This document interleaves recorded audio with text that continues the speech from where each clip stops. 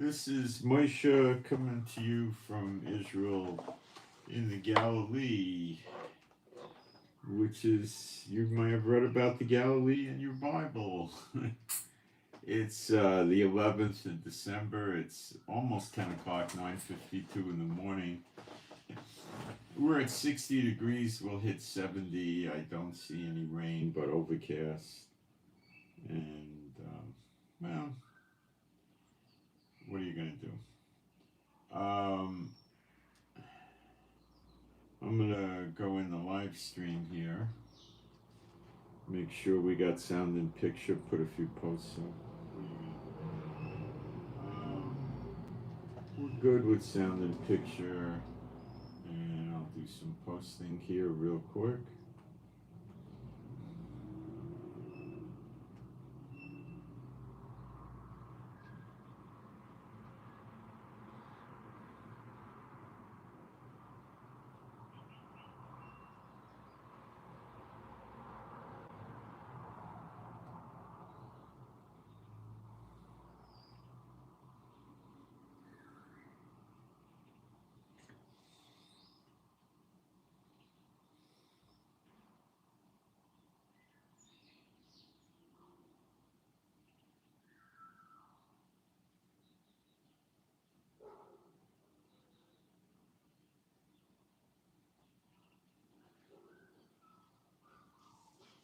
Uh-oh.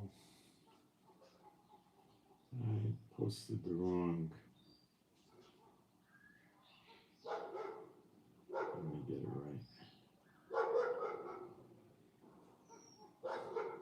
No, I got it right. All right, I'll get my email address up and we'll get moving.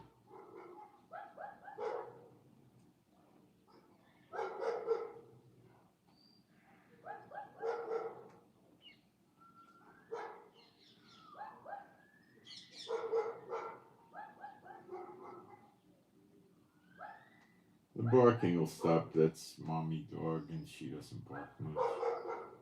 She'll stop in a minute. It's probably a dog walking by the property.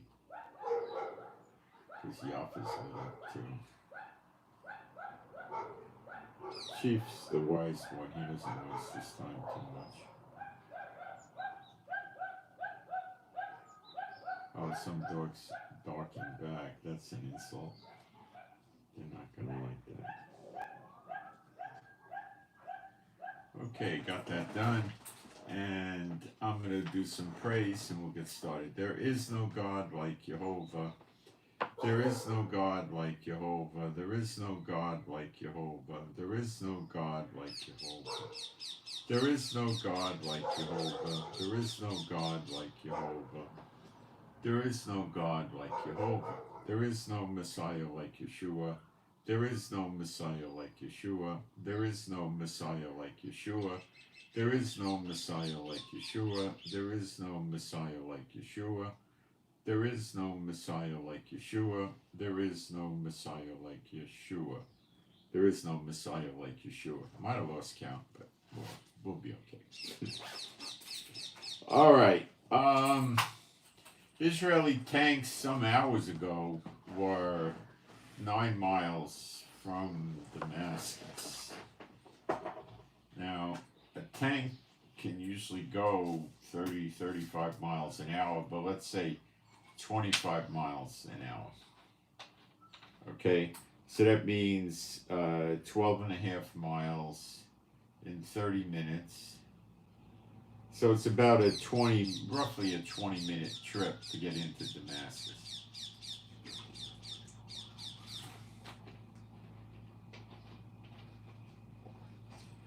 No, I think our tanks can actually get up into the 40s, 40, 45 miles an hour on good terrain.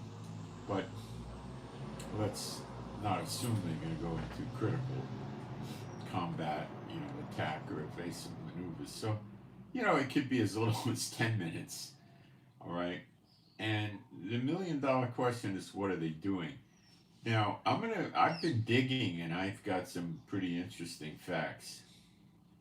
First fact that's astounding is you take all those rebel forces together, which is maybe 10 groups, and you get 70,000 total combined conglomerated rebels in Syria. 70,000. Assad's army was 300,000.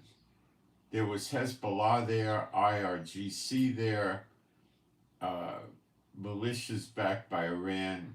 We probably got another 15 or 25,000, or maybe at least 10,000 of them.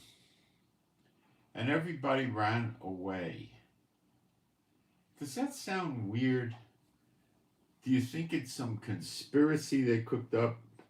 I tend to think it's more, yeah, there's definitely conspiracy, but it's also the Lord, I think.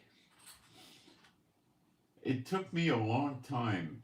Some guy I know, reads Arab media, and he got the figure. So finally somebody came up with a figure. It's been concealed because it's a very incriminating figure. You would think it was 200,000.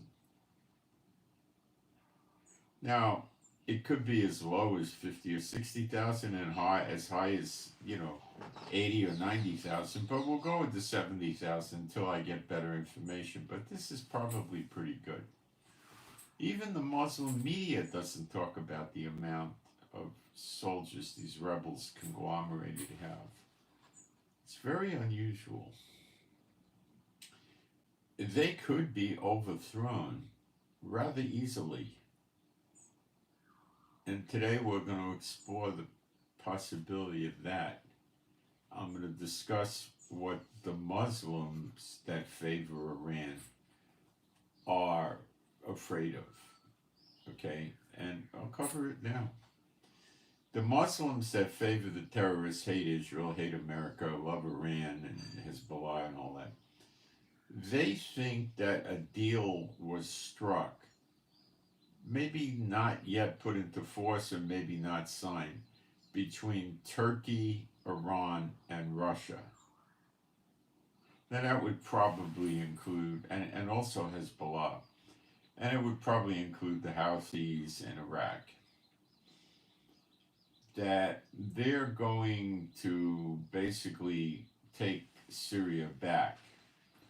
Now, Turkey is in a very, very extremely bad way if they try a maneuver like this. Because America is not likely to just hang out and say, oh, okay, we'll have our bases isolated and surrounded by the likes of Hezbollah, Iran, Iraq, Russia, and all of that. Okay? So I don't know how much credence I would give to this. Muslims are very frequently wrong about things. Extreme frequency. So I wouldn't go with this one yet. Okay? There's a lot of evidence to the contrary here, which we'll discuss. Russia has now started evacuation of their Khomeini Air Force Base in Latakia next to their big Mediterranean Sea Navy base. It's 2-3 miles, 2-3 kilometers, or 4 kilometers. It's, you could probably walk it. They have evacuated that. They brought in some large airplanes and they flew personnel out. They're not yet finished with their evacuation. They're moving, I think it's 3 or 4 ships, not warships, they're not coming here with aggression. They're coming with ships that they've announced to evacuate their people out of Syria. This is not a off-the-wall crazy thing. It's rather common. It's done all the time.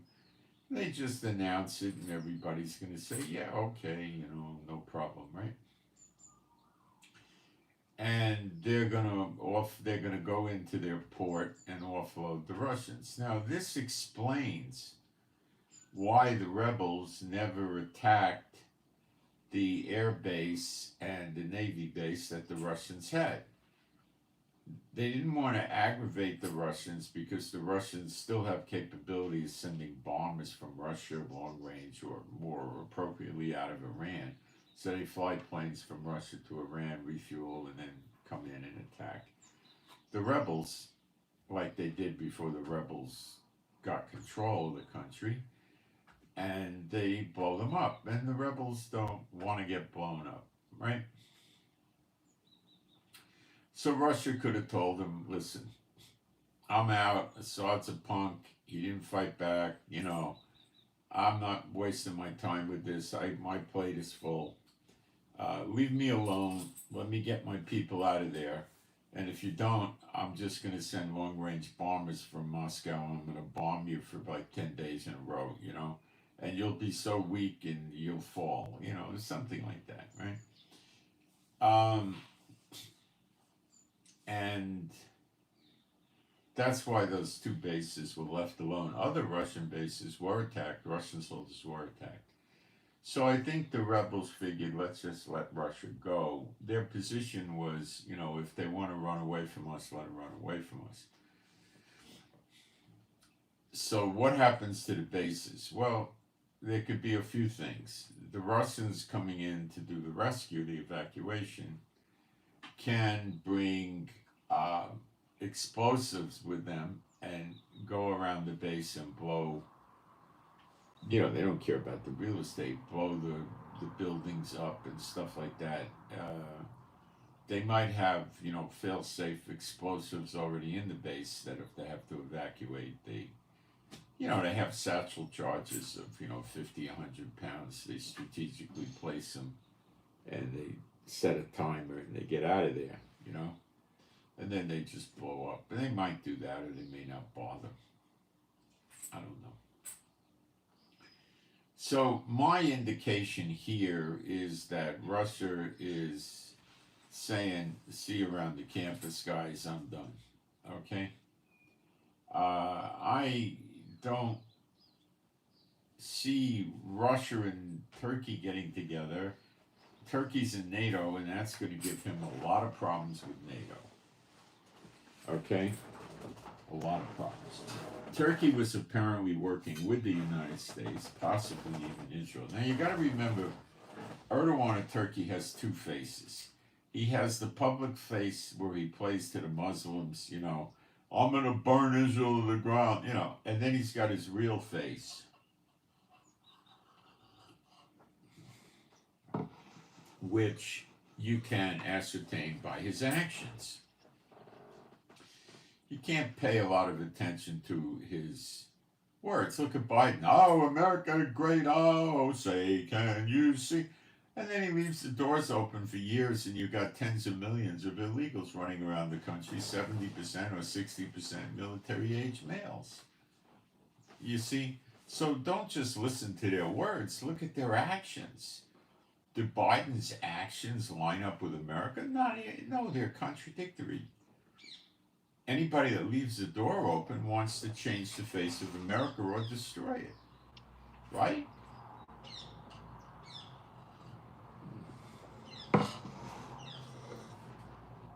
Why did Biden and all his predecessors, going back decades, never send any hurricane or flood or fire victims to the FEMA camps to have a roof over their head with heat and air conditioning and food and electricity and a soft bed?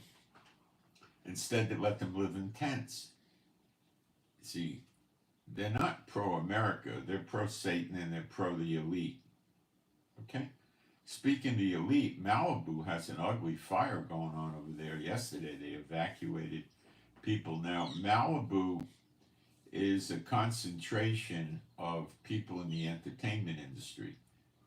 And they buy these very expensive houses. Now, I've seen videos of these houses. And would they spend 7, 11, they don't spend $80 million. They spend, 7 million, 10, 12, 14, something like that. They get a house that's maybe, best case, 2,000 square feet on, on the beach. And generally you have to go up steps from the beach to get into the house. But when you're on the other side of the house, usually there's a driveway that just goes to the house, and you just walk in. Maybe you got 2-3 steps or something like that. But now some of them probably have even up to 4,000 or 5,000 square foot houses, but that's about where it stops. They're not building 20,000, 30,000 square foot houses over there. Most of them are rather modest, but it's the location. Now, as you know, they like to live with each other, like in Beverly Hills and stuff like that. That's because they have their covens. They don't want anybody with the Holy Spirit near them or anything like that. You know, they don't want unbelievers near them. They live amongst themselves. Now, you could go to Beverly Hills, and most of the big shots in Beverly Hills are very selective who they sell their houses to. They're not going to sell it to a real believer if he could afford it or she could afford it. They're not going to sell it to a secular person, typically, you know, not somebody that's doesn't have the Holy Spirit and doesn't have an unclean spirit. They look for somebody that's very wealthy, that serves the unclean spirits like they do, and they move them in, and then maybe they bring them into their coven, or who knows what. Maybe they got to get permission from Satan to move in. Now, there are apartments in Beverly Hills that are very high rent, and yeah, you can rent those apartments. They don't concern themselves with that very much. I had a friend when I was in graduate school. I used to visit him. He had a place in Beverly Hills. He had a nice 2-bedroom apartment. It was on the ground level.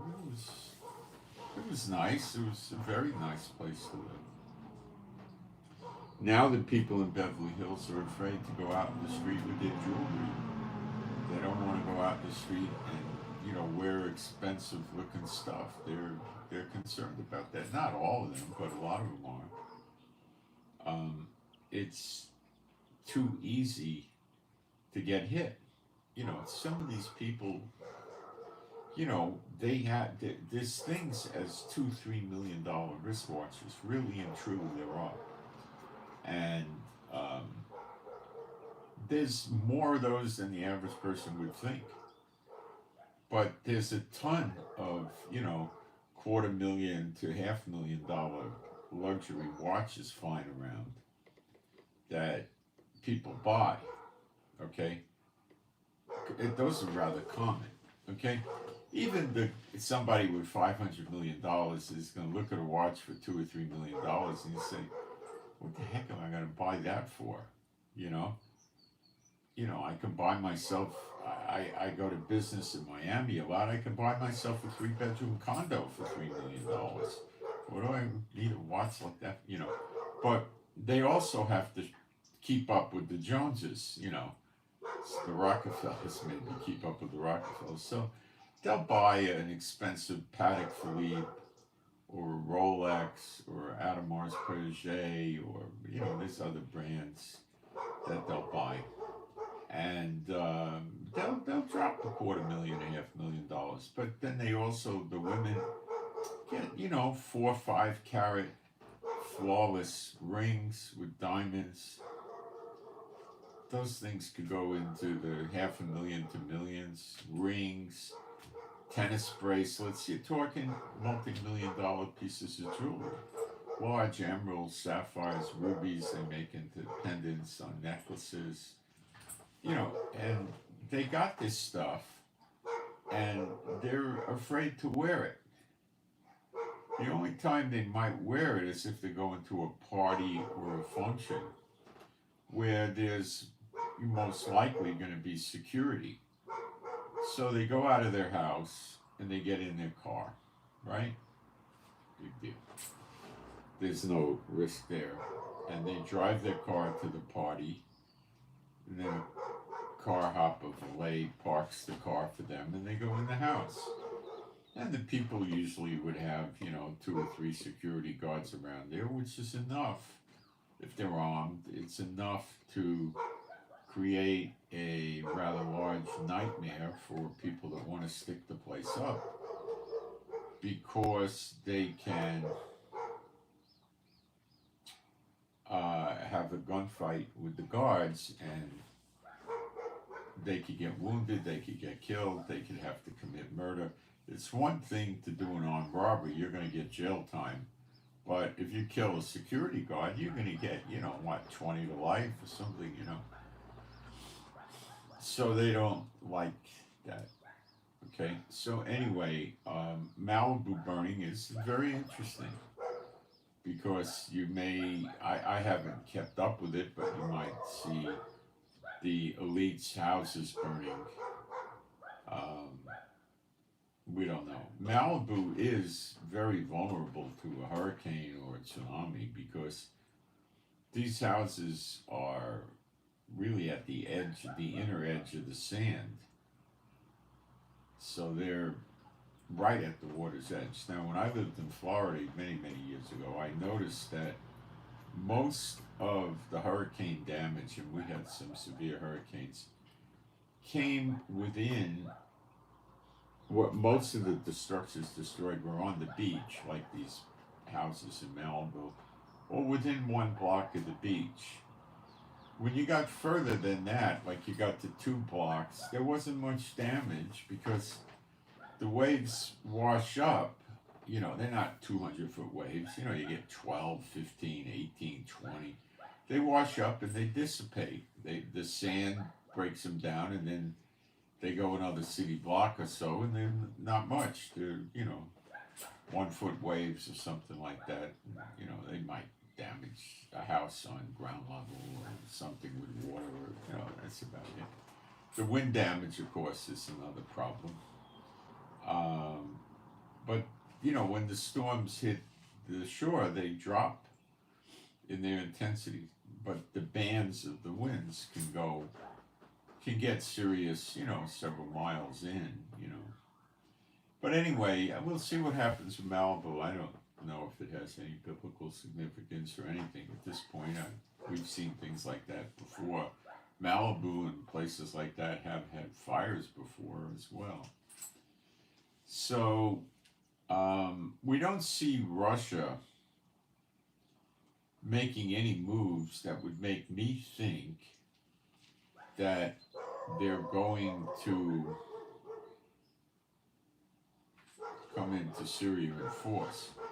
Now, Bashar Assad, they're saying, managed to get out of Syria $135 billion with a B before he left. Now, I don't know how long. I imagine he siphoned much of that money off before he left. He probably emptied all the coffers of Syria, the central bank, anything that the government had money, he probably moved it, my guess is, into a Russian bank. Now, I don't know how he got it in there, or I don't know what, but he got it there. And he may have moved it to banks in other countries. He could have sent it to, I don't know, Hong Kong, Andorra, Liechtenstein, Switzerland, you name it, okay? I don't know where he sent it, but I'm sure he put a few $100 million in Russia for himself. It's confirmed left, right, and center that he's in Moscow. Nobody knows where in Moscow he's in. Okay. We don't know, but he's in Moscow. And I imagine that he had to pay Putin rent. And looking at the scheme of things, I'd say the rent was at least $1 billion. It might have been 3 or 4, and that would be to Putin personally, not to Mother Russia. And he probably was glad to pay it. First of all, he has it, doesn't know where else he's going to go. He's probably happier there than he would be in Iran, and that's what he did. So Russia looks like they're off the table. What's going to happen to the base when Russia leaves? Well, they're definitely not going to leave any weapons behind. There's some S-400s there, and they're not going to be there. If either Russia will blow them up or take them with them, probably take them, or Israel will blow them up. They're not going to be sitting there when the evacuation, after the evacuation. Israel might likely wait till the Russians leave and destroy the air base and the piers at the Navy port, to stop anybody from coming in and docking up, like Iran or Turkey, or flying planes in or something like that. So that might happen, that might not happen. The rebels might just decide to move in and set up a base there. That could happen. Now, Israel is setting up a substantial buffer zone in Syria, not just the Syrian side of Golan Heights. So it's, possible that we're moving 30 or even 40 miles in to Syria. And that's not a buffer zone, that's taking a piece of Syria. Okay? It looks that way, that's why the tanks are being sent. And why the tanks without a lot of other ground support? Because the rebels are weak. 70,000 spread out over the country. They're occupying, like Aleppo, Homs, Hama. They just took Diyar al-Zor. Diyar al-Zor up in the north of Syria. They threw the Kurds out and took it. So you're seeing fighting between the rebels and the Kurds, and I think they call it SDF, Syrian Defense Forces, which are backed by America. So the CENTCOM four-star general, Kurilla, yesterday showed up at some of the Kurds' bases and spoke with them. Now, I doubt he said, listen, fellas, it's lost, we got Biden and nincompoop, and we're not going to be able to come help you. So you should leave or surrender to the rebels. And I didn't tell him that. He blew smoke at him, whether the smoke is real or not. He blew smoke at him, or he wouldn't have come.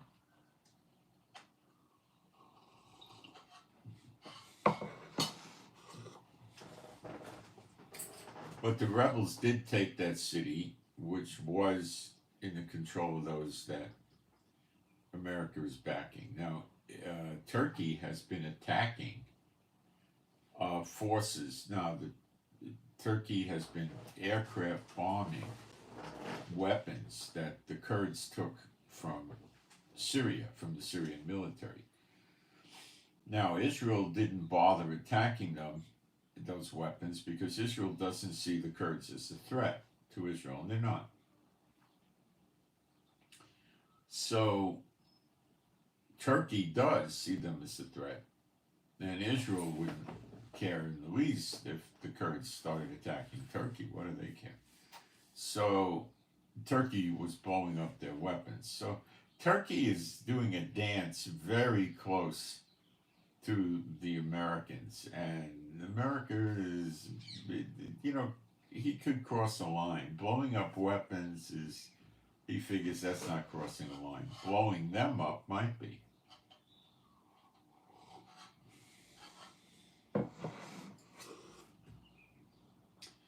So Syria is raked with different groups fighting each other and not getting along. The rebels are not holding that many cities. They got some small villages and towns and a few big cities. Deir al-Zor is a good sized city in the north. Aleppo's the second biggest city. Homs and Hama are big. They apparently have Latakia, which is not that big, and they have probably another 15 or 20 little town villages, tiny cities. And they're in Damascus, but they don't, I don't know if you could say they really have control of Damascus. I mean, I'd have to see videos of what it looks like in Damascus, but this is what they're doing. They went into a hospital where there were Syrian soldiers in the hospital, and they walked around the wards machine gunning the Syrian soldiers, killing them in the hospital in bed. they're grabbing people off the street that it's rumored were in the Assad regime and machine gunning them in the street. They're hanging people. They're doing lynching executions of people in the street while the mobs are cheering. So anarchy is all over the place. The rebels are not making it. When are they going to stop with these executions? Well, what's behind the executions? They're not necessarily looking for a guy that was a corporal in Assad's army for 12 years. They gave a pardon to all the draftees because the draftees had to go in or go to jail, so they're not after them. They know most of them hate Assad. The career soldiers, they're going after, and they're killing them. They're getting into a genocide thing in Lebanon because they want to remove any personnel that have performed some job of responsibility in the Syrian government under Assad that could be a threat if Assad comes back to reclaim his country. Conveniently, Russia has him placed on ice in Moscow if he wants to, put Assad back in office. But that's no mean feat because there's so much chaos over there now. So Israel destroyed anything and everything pertaining to Assad's army. I understand it's 80% of Assad's military has been destroyed.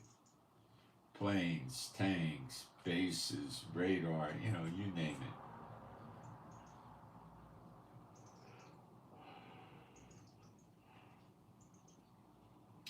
The guy leading HTS has been anointed the new prime minister of Iran, not anointed, but appointed new prime minister of Iran. I believe this is the character America had a $10 million bounty on his head. So now he's the prime minister. What's going to happen to the Christians? Well, if they start killing the Christians, America's going to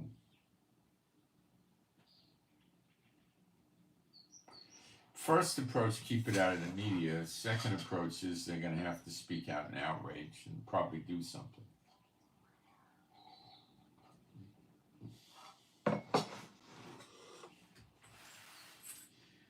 As far as I could pick up, it hasn't happened yet. It might. There's a minimum of 10 to 15,000 of them over there. That's a big genocide. There might be more pockets of these Christians scattered around the country.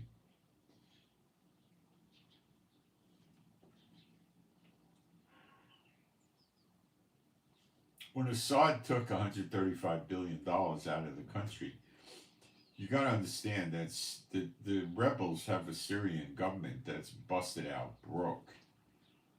So they're saying now we're not going to have a state-run economy, we're going to have free enterprise. So foreign companies could come in and make investments. So you could go and build a hotel or apartment houses or open up a chain of restaurants or whatever you want to do, assuming you want to live with Sharia law. And I would assume you were a Muslim like them, otherwise you might be in, grave jeopardy one day. And, I don't think that many non-Muslims would do that.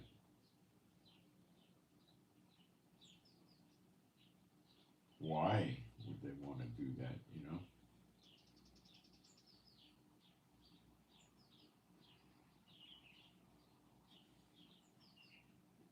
It'd be a pretty bad investment.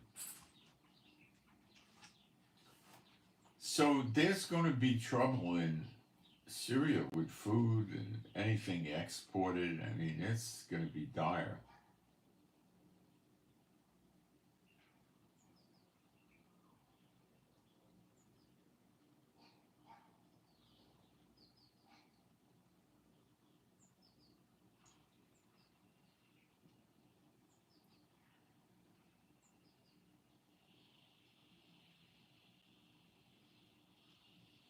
Okay.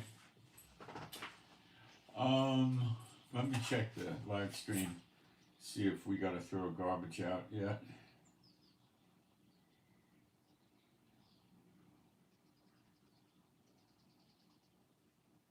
Los Angeles, I know where that is.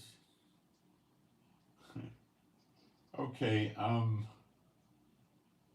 not seeing any problems in the live stream. Okay. What has Iran done about Syria? Not a darn thing. Iraq is fortifying their border. They're moving their armored units of their military to the border. They did that already. So they put the tanks and mobile artillery and stuff up at the border to defend the border. Now, the rebels have been threatening Israel. They said, well, we're going to liberate the Palestinian people in Jerusalem. Be patient. So, Netanyahu told them, if you try something like that, you're going to face death. That's what Netanyahu said. Will Netanyahu take Damascus? That is something that I think is possibly coming into reality, maybe. It's too soon to tell how real it is. Netanyahu probably himself doesn't know for sure what he'll do, but the putting tanks by Damascus could be they're going to repel the rebels from entering Damascus. See, the rebels got no navy, they got no air force, they got no missiles, they got nothing. They got RPGs, they got pistols, they got rifles, they got heavy machine guns, they might have very light artillery, and that's about it. That's it. They're not much of a threat to Israel at all. Not at all. Our tanks are probably 3 generations advanced from any tanks these characters have, which is probably next to none.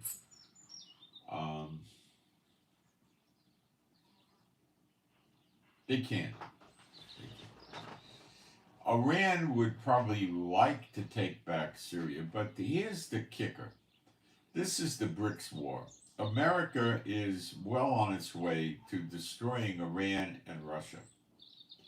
This is no secret, okay?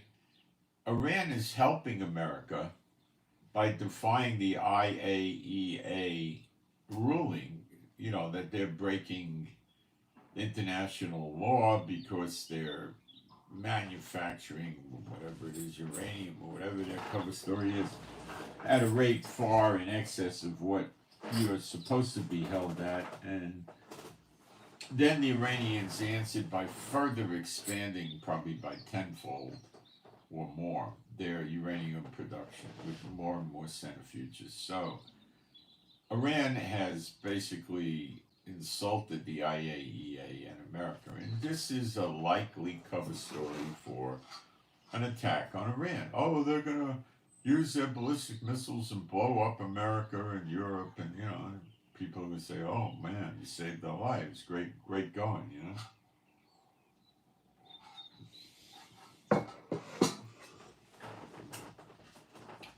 Iraq is basically between a rock and a hard place. They got to listen to Iran, or they want to, or they got to, or a combination thereof, but they're scared about going into Syria. So Syria is still being divided. But the tanks at Damascus are troubling. It could be that Israel doesn't want to take Damascus and they're going to make their buffer zone go up close to Damascus, like, 10 miles away, to leave Damascus out of it. This could be the case. And Israel may very well wait for the ceasefire to fail with Gaza, which it most likely will. And then when Trump takes office, he says, look, Donald, we got to get rid of these people. The war will never end until we deport the civilians out of there. And then we just shut down all the humanitarian aid the phones, the electricity, the water, the sewage in Gaza and just wait. And they have to come out and surrender or they'll die. And Trump will probably say that's a good idea. And so time is short. You got, let's see, you got 7 or so weeks till Trump gets in. Now, Hamas knows Israel's not going to go in there and drop 1,500 bombs and kill 40 or 50,000 people or something like that. So they're playing it coy. But the idea would be to tell the Gazans, you got to leave the south and go up to the north, and then we close off the southern half from the north with a bunch of tanks and troops. And we say, well, now you've got to evacuate, get on a bus. And they take them to this buffer zone and put them in a refugee camp up there with tents.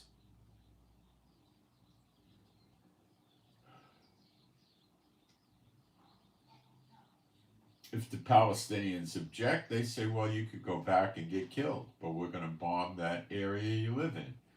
You know, if you stay, it's at your own peril. Or they could force evacuate them. I don't know.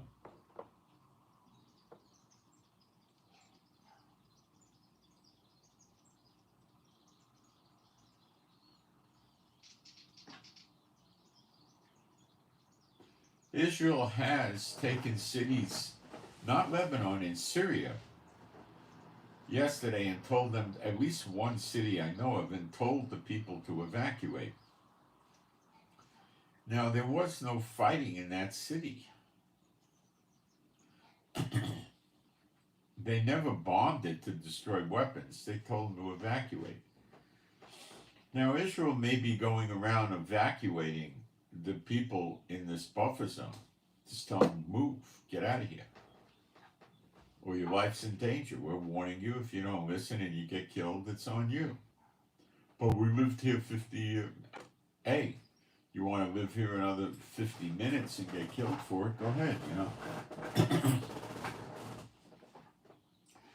That might be because Israel's anticipating the rebels trying to push in and take that buffer zone away, and they're trying to mercifully get the civilians out of there.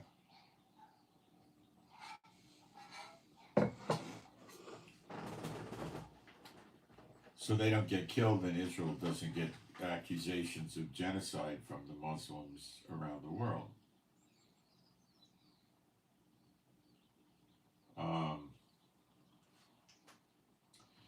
Is this a possibility?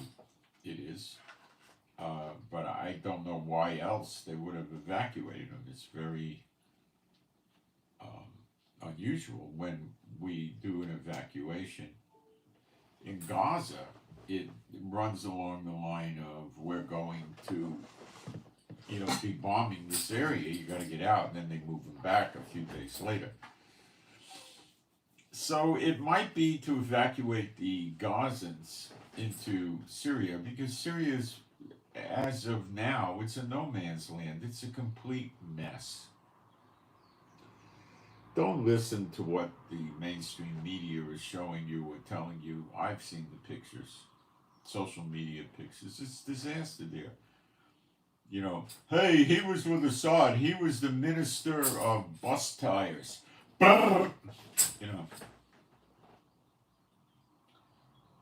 This guy was the deputy director of rice cultivation in Syria. Anybody that could help reform the Assad government of any power that had loyalty to Assad was killed. The regular government workers are not. They're using them to run the government.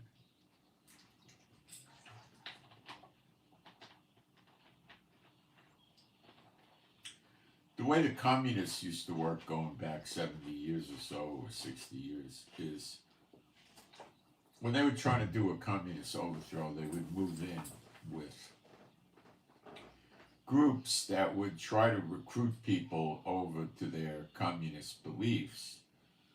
These were not armed groups, these were people. They would go to meetings and they would be brainwashed and preached about the merits of communism and the failures of capitalism and how capitalism can't work and, you know, this kind of thing. They tried to do this during the Vietnam War. Most of you are not old enough, but I remember they had something called SDS, Students for Democratic Society, and they were pulling kids into it. And some of these kids were building bombs and trying to kill the government over the Vietnam War. And what they did is they had rock groups that they had corrupted, and they would hold free concerts. And I went to one in Greenwich Village, circa 1970 or so, 71 or 70, probably 70. I think it could have been 68 or 69. I don't know. It could have been even back then. And I went in there, and it was. We were down in Greenwich Village, me and my friends, for some other reason. We were poor kids from a Jewish ghetto in the Bronx, and you know we didn't have. We used to like to go down where the elite young people were, but we couldn't get into the clubs. We just used to hang around outside and watch them and get jealous, and you know we'd take the subway. What else were we gonna do? Usually we did this in the winter when you couldn't hang out in the streets, and then the mild weather, you know, the fall, the summer, and the spring, we wouldn't bother with that too much. Sometimes we did. We just would hang out, you know, in our own neighborhood, you know.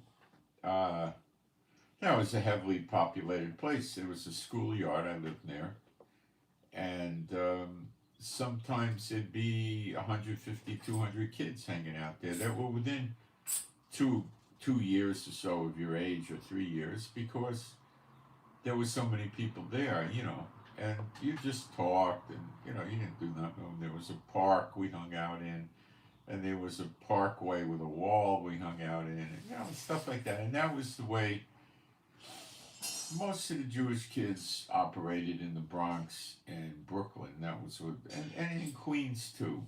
But not, Queens was different. Queens was another borough, more spread out. It wasn't quite the same, but Brooklyn and New York were that way. And you hung out in your own neighborhood, and you knew everybody, and everybody knew you. And there was no, back then, there was no drugs or anything like that, you know. And everybody would just talk and hang out and talk, and, you know, in the evenings, that's what we did. And then in the bad weather, they had places you could go, like community centers and stuff like that. So me and our friends, you know, back then the subways were safe. And we were young teenagers. We'd get on the subway. Usually we'd go in a group. And, you know, we looked the part. Other people wouldn't want to start up with us because we didn't look like we came from Park Avenue. You know, we looked like street kids. And what do you want to start up with street kids for? They're going to give it back to you, you know. And we went to different places, you know. So we went to this SDS type thing. We went in there, and they had a band. It was not a real first-rate band like back then, Jefferson Airplane or anything like that. It was like third-tier band, but people heard of them, you know. And they were playing music, and then they would start talking about SDS, and I'm walking around, and I was in criminology back then in my undergraduate course, and I'm walking around, and there's all these kids with long hair, and we were wearing army, you know, back then it was fashionable to wear army clothes, so you wore an army field jacket, or you wore a great coat from the military, you know, so we're all dressed like that, you know, and we had our Beetle boots on or something in jeans, you know, everybody was trying to dress, you know, hip, right?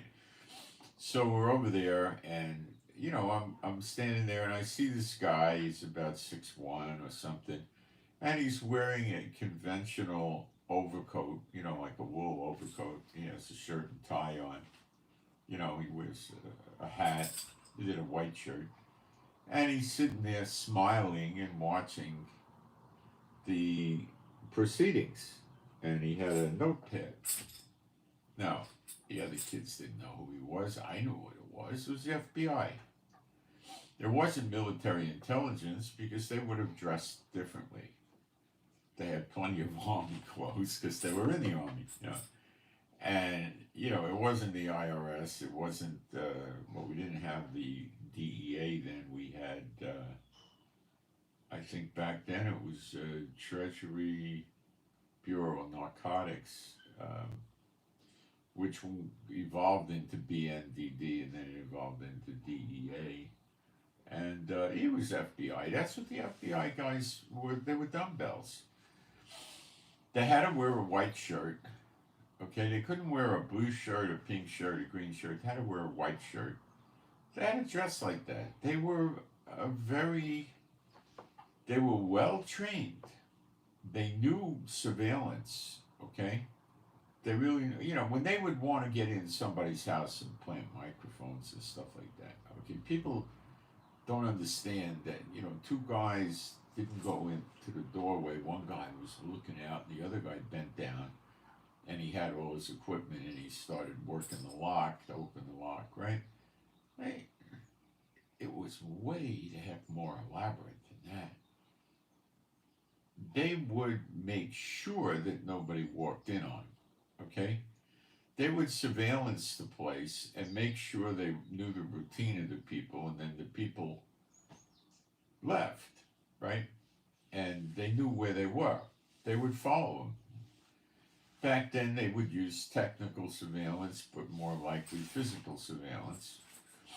And they had multiple vehicles. And, when they're following somebody with physical surveillance, which they still do, they're going to have, at least 3 vehicles, maybe 6 or 8. And they ride parallel to them. They have vehicles in front of them, behind them, and they rotate and they bounce around. They're not going to have a green van follow them. Maybe an immature police department with 200 guys may try something like that, but they wouldn't do that. When they were going to break into somebody's house and bug it or search it illegally or legally, and they didn't want them to know, they would have people set up a couple of blocks away. And they would put up, maybe they were, Con Edison was the power company in New York. They'd open up a cover and they'd have guys going down there and they'd have people out there with a sign. And they would, if they saw the guy coming, these agents would be dressed like electrical workers and they would stop the guy. They'd say, well, you got to wait. We got to clear the street. And they would stop him. And then they'd get on the radio and the people inside would bail out. And they had those all around the house. Then they also had a room at the phone company. They had people working at the phone companies around the United States that were security for the phone company, and they often were run by a retired FBI agent. And there was a room and like nobody was getting into that little area. You had to really be somebody, like you had to be in the phone company security division to get in there. And FBI agents would go in there and hang out with them. And, they would tap your phone. This is in the late 60s, and you would never know your phone was being tapped. You wouldn't hear strange clicking and stuff like that. Now, if the local police were doing it, yeah. But if they did it, no, you wouldn't know about it. So, they would do break-ins into houses and, maybe with a search warrant that was covered up, nobody knew about it. Yeah, I don't know. They were very, very careful. They knew what they were doing. These people knew what they were doing. And there used to be about 1,600 of them. But they weren't really working the way people in America thought they were working. The lowest level FBI agents that they would have been happy if they just quit were working on stolen checks, interstate, crossing state lines with stolen vehicles. They worked that. Prostitution across state lines. They worked that. What else did they work? bank robbery. Okay, now, bank robbery is on the level of some guy owes his bookie $25,000, and if he doesn't pay, the guy's going to throw him off a roof. And, he's a guy that has a history of getting arrested for public drunk or shoplifting or stupid things, right? And he goes and tries to stick up a bank, and gets a few $1,000s. They send him after that kind of guy.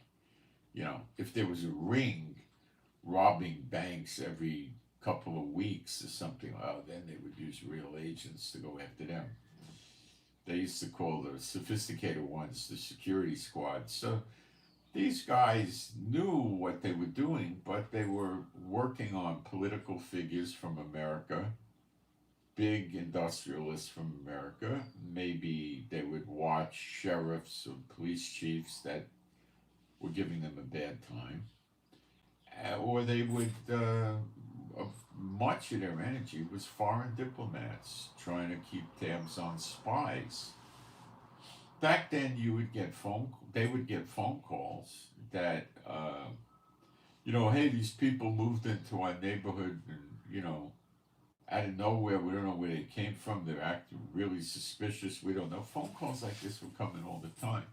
They'd go to the FBI. They would go to military intelligence. They used to call them the Counterintelligence Corps, and they'd investigate it. And some of the times, I had a guy tell me this. That was a special agent in charge of one of the FBI field offices before he retired. He told me some of the times it proved real. We got there, we didn't know who these people were, where the heck they came from. They were there. And I said, what'd you do? He said, well, heck, we surveillanced them. So we were trying to find a network. So they would set up shop and surveillance these people, and they had various ways of doing it and trying to figure out who the heck these people were contacting, and so they didn't arrest them for being spies. That wasn't productive. They were trying to penetrate the cells. There would usually be a handler, and the handler would usually handle multiple people, not just one. So they would try to spread their network out, and they would just keep watching them, and then they'd try to feed them bad intelligence and stuff like that. They rarely would arrest them because you didn't want the public picking up the newspaper and seeing, Chinese spies arrested for espionage, Russian spies arrested planning assassinate. Back then they didn't want any of that. They wanted Americans sleeping at night because the FBI was watching them. You had 1,600 FBI agents. You probably had minimally 1,000 of them watching political people from America and other countries. That was the big crux. And then on top of all that, they had guys doing background investigations for people that were applying for various security clearances in the government. Then they had other agencies doing that too, like the military would run their own investigations with military intelligence. The regular civil service jobs that weren't that secure, they would run through Civil Service Commission. They had investigators. They had no gun or badge. They had I think it was a single plastic ID card that said Civil Service Commission investigator. They had no police powers, and they were door knockers, as they called. They go around, knock on doors, and say, "Hey, we're conducting a background investigation on John Blow. Do you know him?" and that kind of thing. They would do that. But for serious jobs, like if you were going to work for the Atomic Energy Commission or the State Department or something like that, they would probably run your background investigation. And, so they weren't doing much. When you think about it, they were not doing much of anything. I mean, I met them. I knew not very well, but I ran into when I was playing, or when I had my brief time in law enforcement. I knew some of them, not well or anything like that, and they were very professional, surprisingly. and they knew how to do things. Like they knew how to do a raid, they know how to do a felony car stop. They were really masters of surveillance. Um, they knew a lot, but they were not directed to do the things you would think they were doing. You know, they had that show on TV with Ephraim Evelis Jr., whatever his name was, Ephraim Zimbalist Jr., where he called it the FBI. That was in the 60s into the 70s, late 60s and early 70s, I think. And he always had a helicopter come. Yeah, they didn't have a helicopter. I mean, you know, the average FBI agent couldn't call a helicopter. Yeah,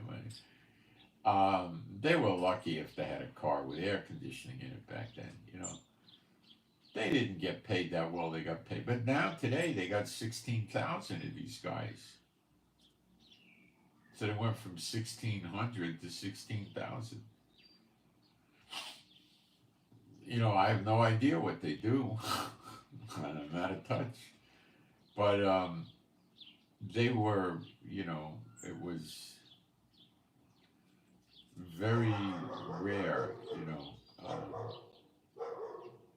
Once me and a roommate lived in a Manhattan apartment building.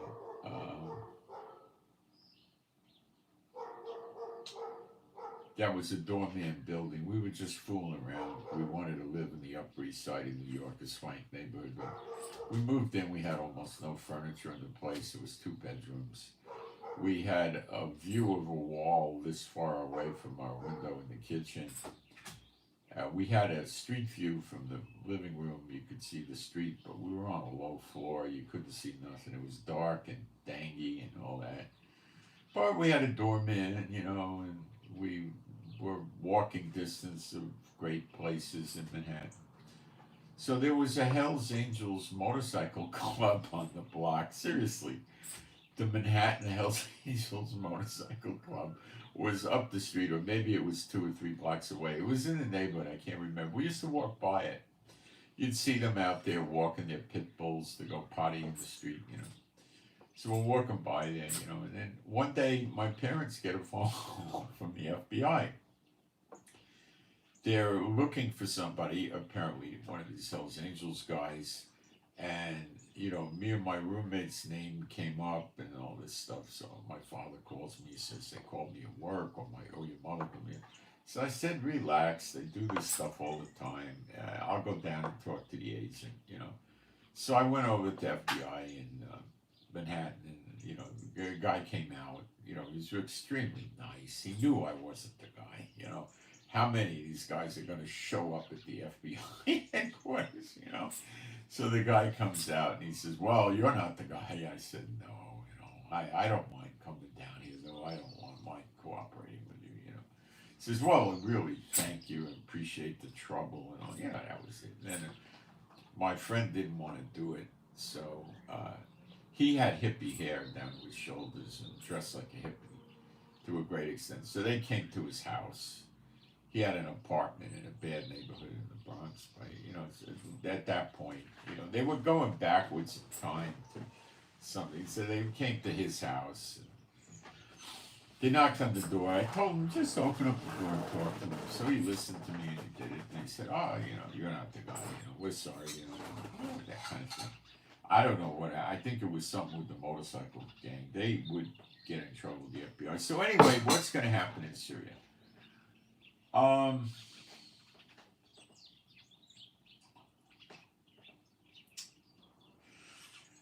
think Israel is at Damascus to stop the movement of these rebels. They're not really heavily occupying Damascus. To some extent, they're there. But it could be just to stop them from moving from Damascus towards Israel, our new buffer zone, because they want to take that buffer zone back. Turkey says they're mad about our buffer zone. I think that's just Erdogan putting his Muslim face on.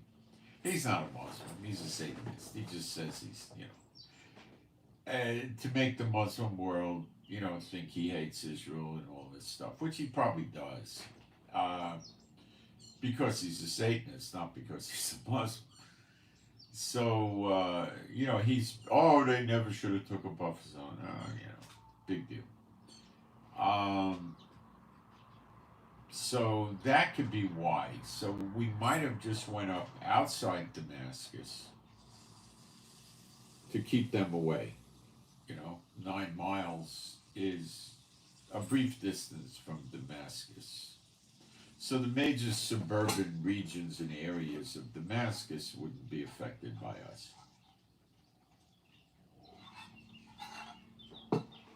But we did creep closer than we were yesterday. Yesterday we were about maybe 12 miles. Now we're closer. So what's going on? Are we building forces up around Damascus and we're just going to go in and restore order? Which means the rebels go flying out on their ear.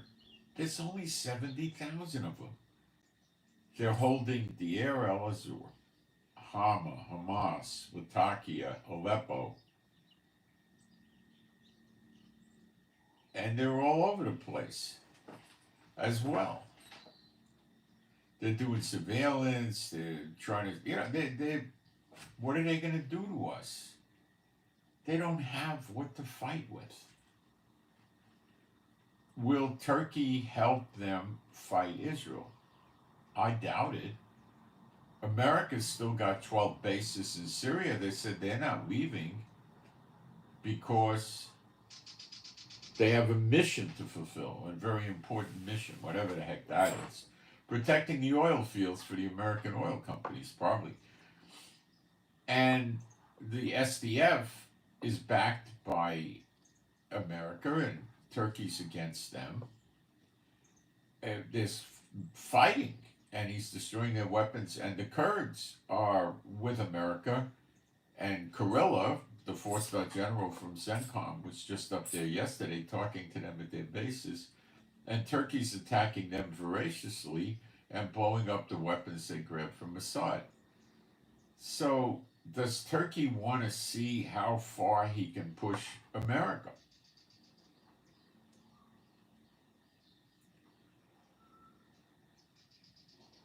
I'm sure Israel and America know Turkey's going to get their buffer zone. They're going to let them have the buffer zone.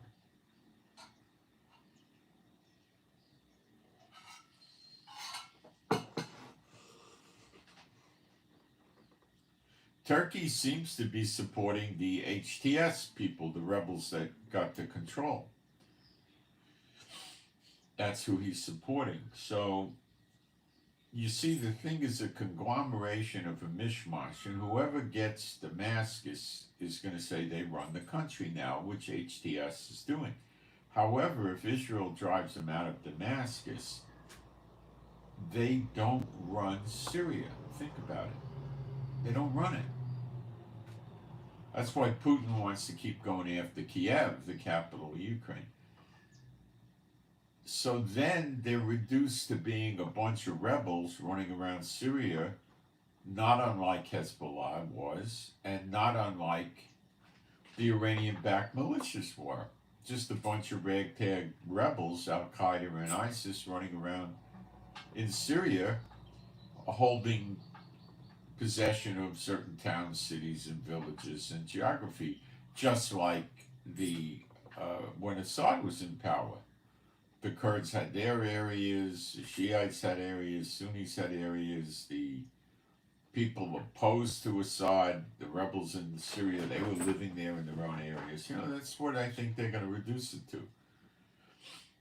Now, America would never do this, Israel would never do this without America. Not a chance. So America is probably behind it.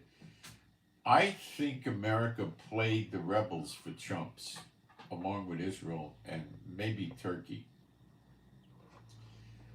It's astounding to me that 70,000 got Assad to run away without a fight, plus Hezbollah, plus Iran, plus Russia. That doesn't sound normal to me. It could have been the Lord, or it could be some conspiracy going on. The reason I think conspiracy is because they say, for days I looked through the media to try to find how large these forces were, and I couldn't find it. Then finally some Muslim publication told publicly how many they got, and this guy I know that reads Arabic picked it up. I know of him, he's not a friend, I read his posts, and he put it out there, and that's where it came from. It's probably reasonably accurate. It could be 10 or 20,000 off, but probably not. Now, Hamas caused a lot of trouble in Gaza, and they were 50,000. Hezbollah was in Lebanon, maybe 50,000. So 70,000 could do the trick. And Assad had a very crappy army. A lot of their weapons, not all, but a lot of them were Soviet era. But he had more modern stuff.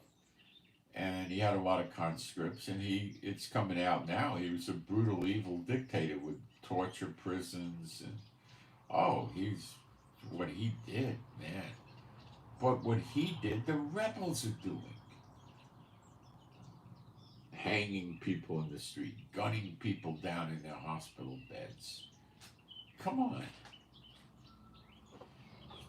You traded one Muslim, brutal, terrorist, lunatic, psychopath for another. That's all you did.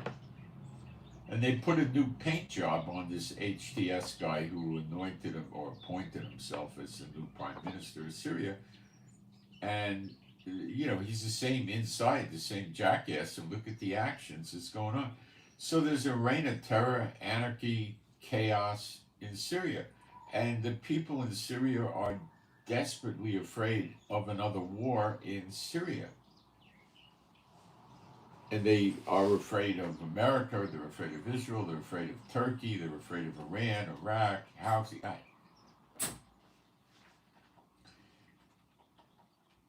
So, could it be that, you see, it doesn't make sense with the Muslim fear that Iran is going to side with Erdogan, because Erdogan was pushing the rebels and helping them to get rid of Iran and Syria. So why would he switch back? It makes no sense. Doesn't make sense.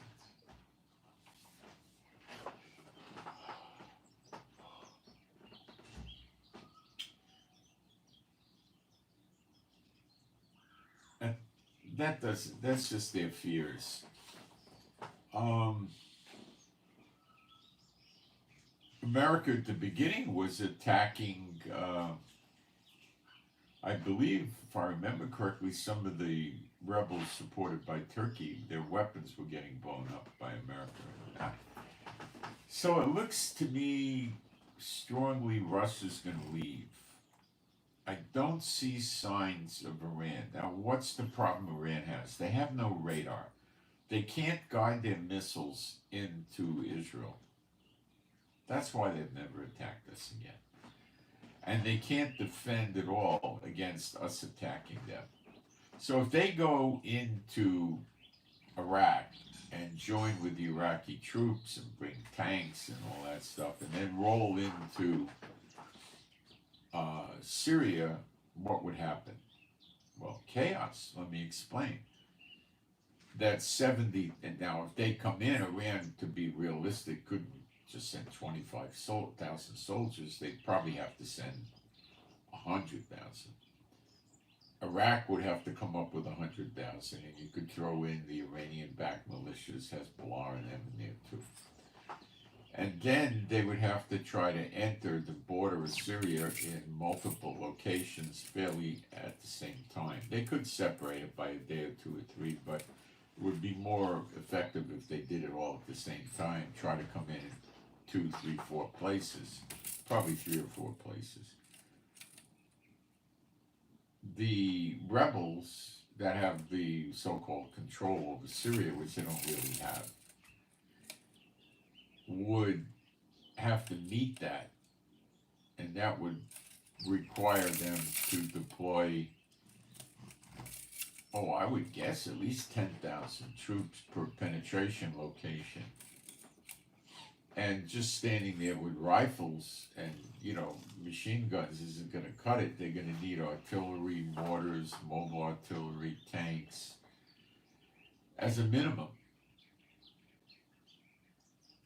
And Iraq has a few planes, but if Turkey was on the side against the rebels, he has a lot of planes, but I don't see Turkey in this. So they would have to minimize their troop coverage in Aleppo, Homs, Hama, Latakia, Deir el-Zur, and a lot of little villages and towns, plus Damascus. They'd have to try to draw, if they were entering in 3 points, they would have to draw at least 30,000 of their troops to counter it. And they would probably lose. They'd have to probably pull 40 or 50,000 troops up there, and they still would maybe lose. Okay? And when that happened, how hard would it be for Israel to surround Damascus with tanks and mobile artillery and armor and overhead air support and say, you can't come into Damascus, and tell the rebels in there, you got to get out or we'll kill you.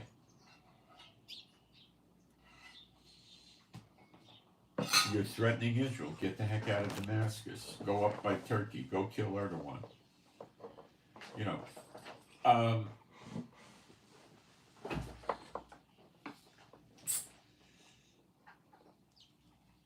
Now, what would the Kurds do? Would they go fight against Iran to keep the rebels in charge that are killing them and pushing them around? You see, it's a mess.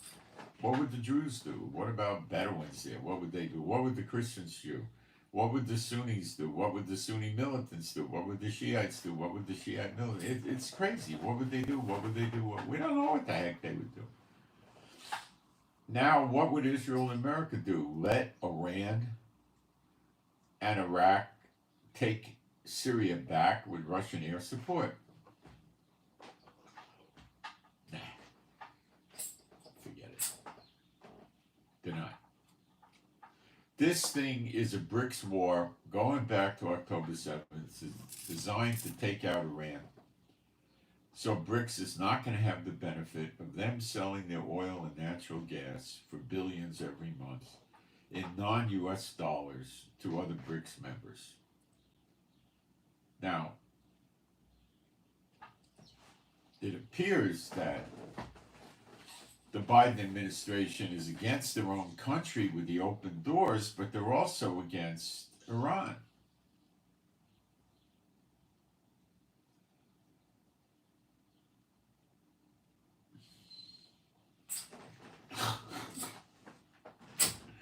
I don't get it. A house divided against itself shall not stand.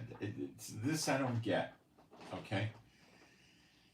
But if Iran does that, and Israel's warned Iran not to take it back, if they come to take it back, Israel's got a couple of choices. One is it could fly into Iran and blow up their ports and piers where they offload the oil and natural gas to ships to sell around the world. They can blow that up.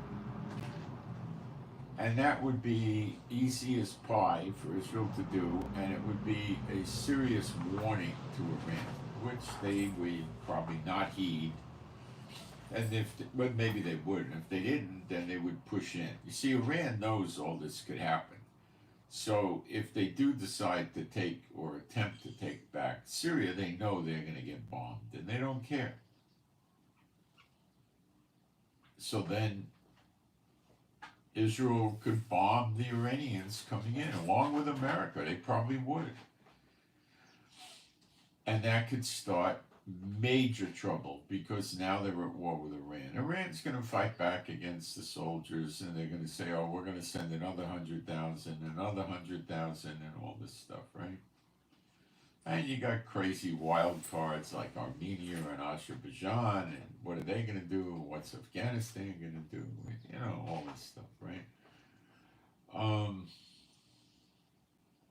and they're trying to take out Russia just like uh, Iran to stop the BRICS thing. If they get Iran and Russia to fall, and they can't sell the oil and natural gas through BRICS on non-U.S. dollar and non-U.S. non-euro currency, then BRICS is basically not very effective. And then we go back to what I said yesterday. What is China and North Korea going to do about it? So far, what we've seen is this. North Korea is getting not the most advanced fighter jets, MiG-27 or 29s, and Su-35, getting an undisclosed amount of fighter jets from Putin in return for weapons like drones and missiles that North Korea is giving Putin.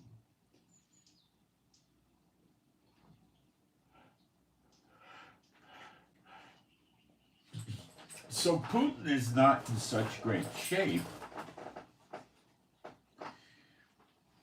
to start running a big war in Syria. Iran and Iraq can't do it themselves because they won't have sufficient air cover.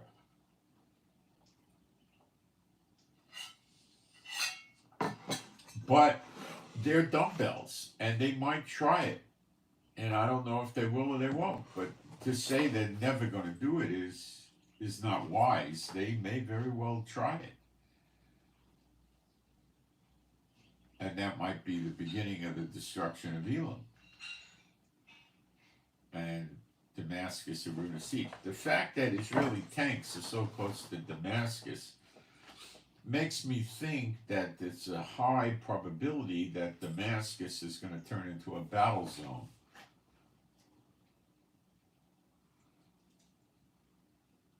The rebels aren't happy about that. But again, I don't see a single sign that makes me think Russia is going to get into this fight in Syria. I just think he figures it's not worth it. If he abandons Syria, he'll abandon Iran when the time comes. Putin has got a big mouth, and he writes a lot of checks he can't cash.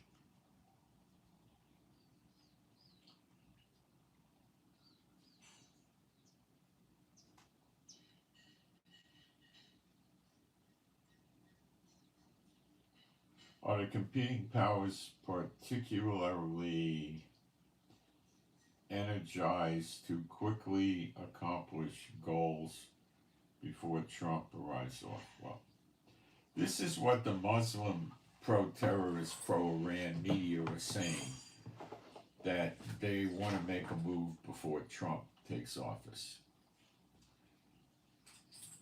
But they're also, yeah, I agree with that. There's something there on that, but they're also afraid. They don't know what to do. That's why Iran's done nothing. They don't know what to do. Iran's military is probably around 1 million or approaching 1 million. So Iran could easily slice off 100,000, send them to Iraq, and they could form a large group and tanks and artillery and push in to Syria and win, because the Syrians got garbage weapons, the rebels rather, but they don't know what Turkey would do, what America would do, what Israel would do separately or individually or corporately, so they're scared.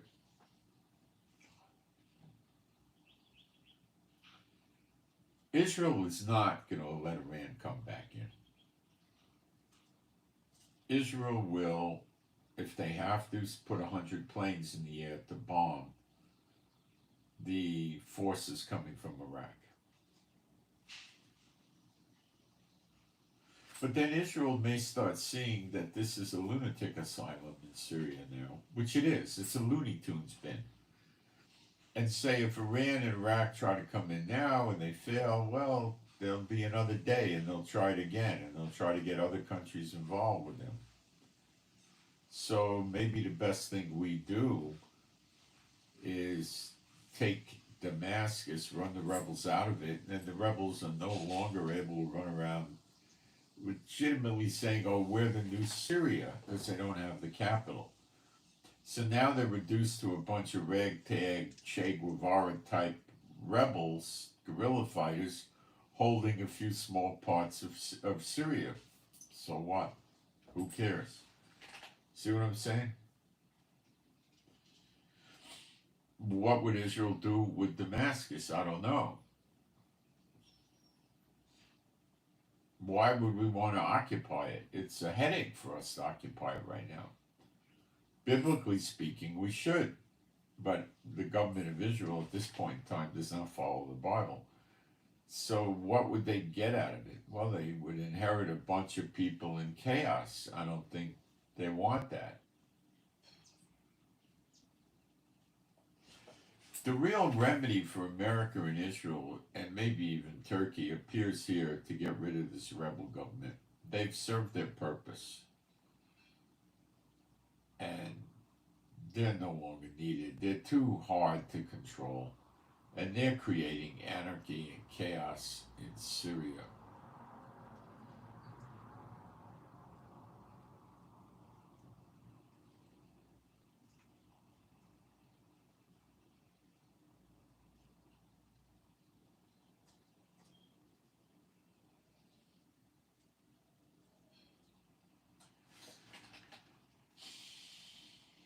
Netanyahu's not telling us his intentions.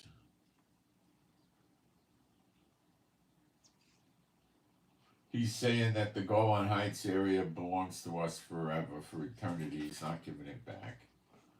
Turkey's saying they're mad about it. I don't think Turkey gives a hoot, really. America's not saying anything. Trump's position when he was president is that the whole Golan applies. Trump's position that he said, well, just let the pieces fall in Syria, that's not what he'll say if he's president, believe me.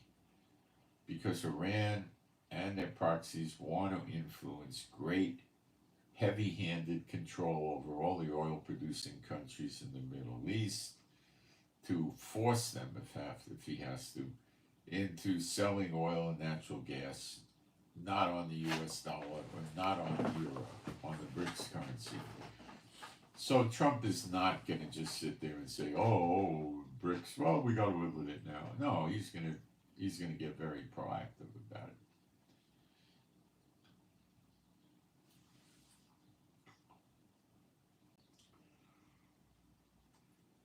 We probably destroyed 80% of the weapons that Assad left behind. I'm going to take a break for a minute.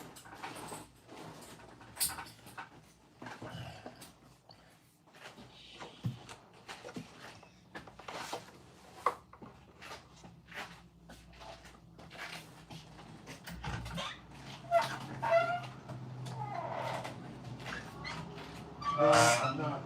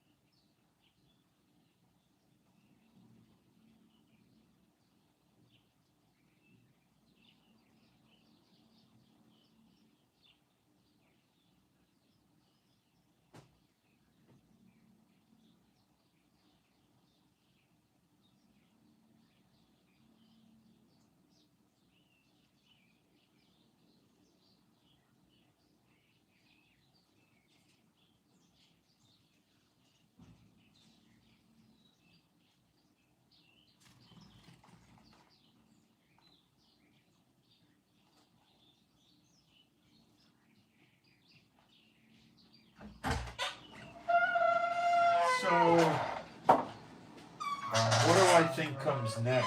$1 million question. The rebels got a big mouth, but they don't deliver. They like to get involved with pushing people around in Syria that they can push around, and Israel is not at all one of those people. So, if Israel decides to shove them out of Damascus and keep them out of Damascus, it'll work. What Israel would do is surround Damascus. Okay? And they can't get in, and if they try to leave, they ain't never coming back. And then they could start searching cars for weapons and all this stuff. You know, we basically are saying we're protecting the people from genocide and protecting them from, you see, if they move into Damascus in a big way, they're too close to Israel, around 40 miles. That's a little too close. So, if we surround Damascus, we could keep them out and get them out. Are we going to send soldiers in there to have gunfights with them and drag them out? Nah. Civilians will be getting killed. No. Just control, you can control it with a border, you know, like that's called a siege or a blockade. You can do that. But whatever we do, it's going to be with the blessings of America. America is saying, yes, Israel's taking a buffer zone, but it's just temporary. Well, yeah, the Golan Heights that we've had for decades was just temporary, and so's the West Bank's just temporary. So, you know, fine. If you want to call it temporary, go ahead. It's not temporary. But so, can this lead to Damascus being a ruinous heap? I'd have to say yes. Yes. It could blow up. The rebels know they need unchallenged control of Syria to be the real rulers of Syria. And Israeli tanks 9 miles away, would you think that's a threat to their security in Damascus? Obviously it is. What the heck do they do? What's their next move? I don't know.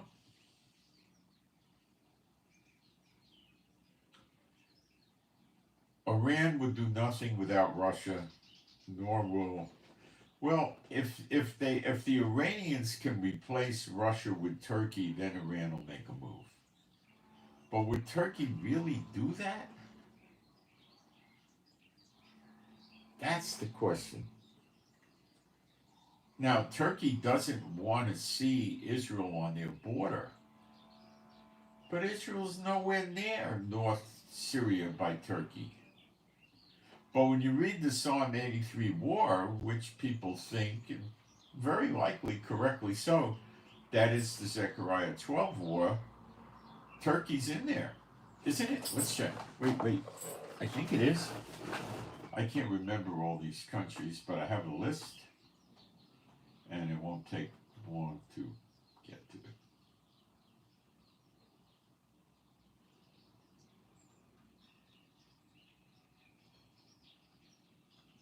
Okay, Yemen's in there, so we're going to hear from Yemen. It says the Ishmaelites, which is Arabs in general, it's not specific to any geographic country. Moab, which is probably Central and South Jordan. People think South Jordan. I think it's Central and South Jordan. Hagarenes, which is Syria, so they're probably still going to be in Syria, but that's rather. The Lebanon are going to be in there. The Ammon, which is North Syria. Amalek, which is Sinai Peninsula. Philistines, which is Gaza. Tyre, which is Lebanon, and Asher, that's in Iraq. So Turkey's not in there. So Turkey could be preserved for Ezekiel 38-39. Gog and Magog war, as the churches call it. So this is making me think more and more that Turkey's going to hang back on this one. They're going to be happy with their buffer zone. to shove the Kurds away. And I don't know what America's going to try to work it out with Turkey. You know, you look at what comes out of Erdogan's mouth, and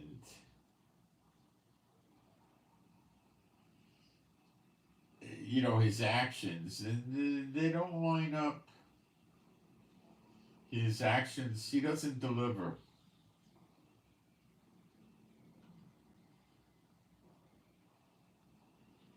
If he does this, he's going to pit himself against America. And that could happen. Now, we got a prayer request for, it's a toss request to toss an individual named JC. Not, no play on words here. JC is the character's name. He's a false pastor. So we want to hit him with some tossed salad and the whole enchilada. So for false pastor JC, the tossed salad and the whole enchilada. Okay? You guys know what that means. Let me check all my notes.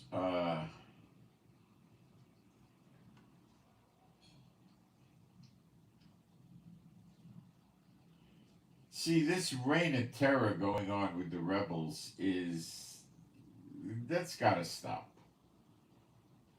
And they're not going to stop because they're the same old Al Qaeda, ISIS. They're going to keep doing it, and they're going to get to genocide. You know, we'll kill the Kurds, we'll kill the Christians, we'll kill the Shiites, we'll kill the Druze. Who knows what, you know. The Houthis did attack 2 U.S. destroyers in the Gulf of Aden. I think it's yesterday or maybe 36 hours ago, something like that. Could even be 48 hours. And the 2 destroyers were escorting 3 American merchant marine vessels, and the attack on the U.S. destroyers and the merchant marine vessels was foiled. According to America, there was no damage. So the Houthis are still at it again, and that's Edom. Yemen is Edom. And they're going to get it, believe me. There's a lot of countries that just want to wait to get around to it. But now Iran is being weakened by losing their proxy Syria, losing their Hezbollah proxy, losing their Hamas proxy. The curtain is probably getting ready to drop on Yemen also.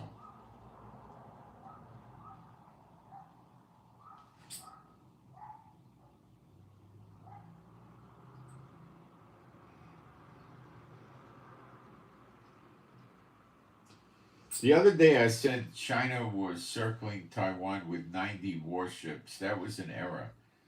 The person that I was listening to said, I thought 90, but he could have had it wrong, I don't know. But it's actually 19. And the Chinese are still, as far as I know, they're still encircling Taiwan as an exercise to practice putting a blockade on Taiwan, which I've told you many times in the past, is a likely beginning to the war. China wants the factories for chips, computer chips, and other things in Taiwan. Taiwan has tremendous industrial capability. They make things out of plastic, and you know they're very good. And they want to get that stuff because it could be beneficial to them. So if they start bombing Taiwan, Taiwan said they would blow the chip factory up, probably other factories, if they thought they were going to be taken over. The people in Taiwan that are part of the government will be witch hunted by China, but more quietly than the rebels. They're not going to hang them up on street lamps or in the street. They're not going to machine gun them in hospitals. They'll be discreetly picked up, and you'll never see them again. You know. That's that. So what do we do if China never leaves that practicing the blockade. They also had a good amount of aircraft. I think it was about 43, something like that. It was the largest blockade practice that China did yet. Now, they've done these blockade dry runs in the past, and then they eventually go home, you know.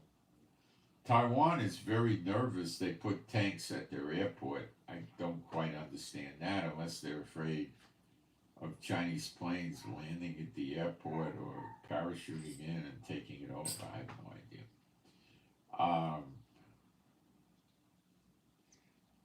So they could do practice runs with the blockade, and then one day they do a practice run with the blockade, and they never leave. And now now China's having a game of chicken with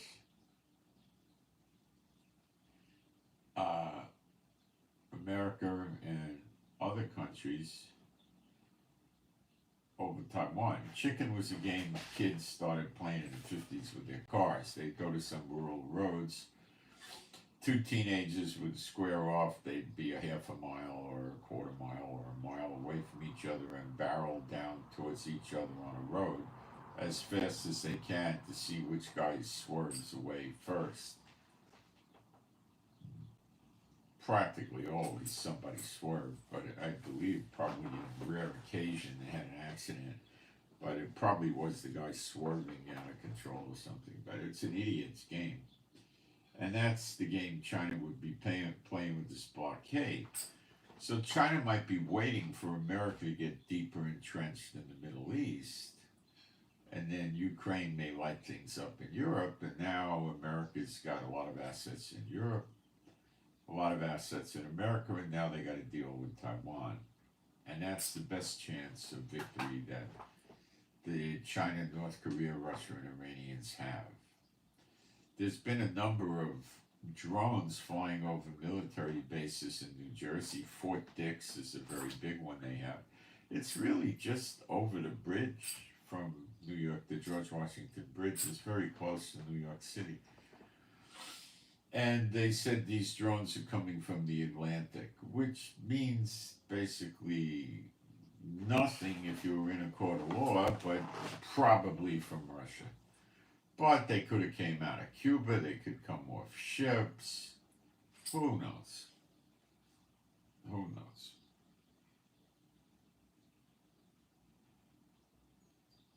Yesterday, this is important, Ukraine successfully attacked with drones a very large Russian oil facility inside Russia. I believe it was a refinery, and it was a successful attack. And Ukraine has done these at least 3 or 4 times on oil refineries and stuff in Russia. Putin is not in such good shape. I was listening to a guy I don't like to listen to because he's just very commercial. He likes to do as little as possible, and he charges people money to see his privileged information. You know, I don't like that stuff. But he has a free thing too. So someone asked him on his live stream, you know, what about Russia? Why aren't they winning or something in Ukraine? And he said, because the Russians can't fight. They lost 600,000 soldiers already in Ukraine. I don't know if that's a true figure. It could be. But the Russians have not demonstrated any really good military equipment or their military in general. Whether or not Putin is using his first-tier military in Ukraine is doubtful. He's probably using third and maybe even second tier. But I think he's saving his first tier for protecting Russia. That's my opinion.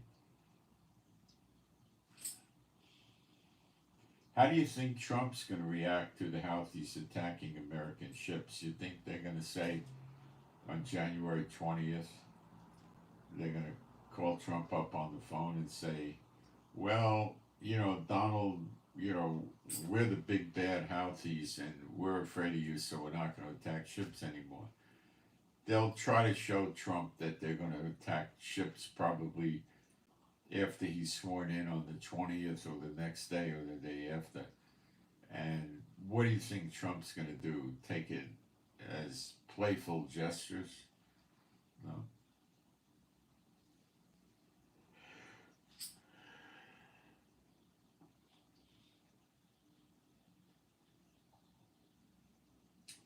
He's going to unleash on them.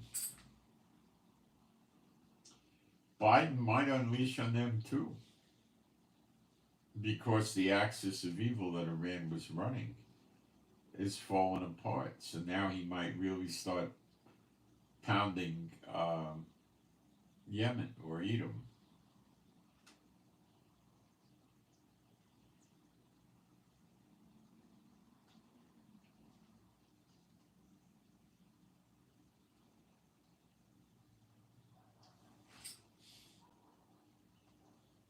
So that's likely that Edom is going to get it now. They're out there in uncharted waters because they had Iran and the proxy network behind them, and now there's not much of a proxy network to back them.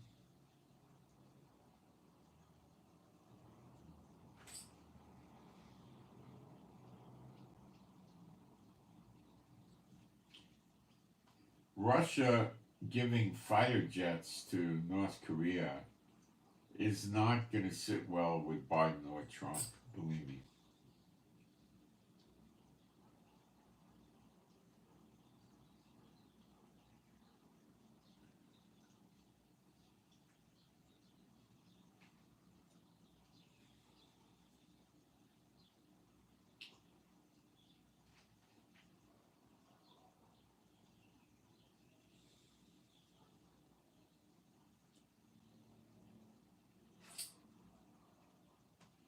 Guerrilla talking to the Kurds, and I believe the SDF, the back troops they back, is something I wouldn't take lightly.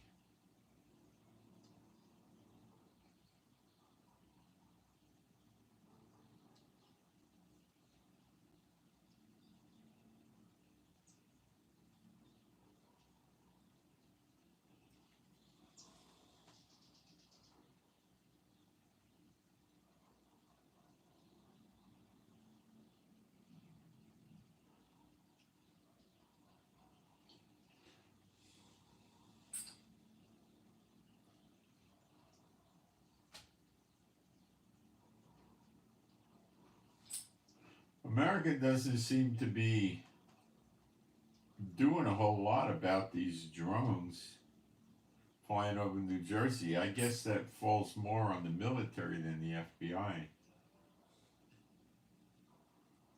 In Australia, somebody stole hundreds of samples of various diseases from a laboratory, and it's thought that these samples are, bioweapons, basically.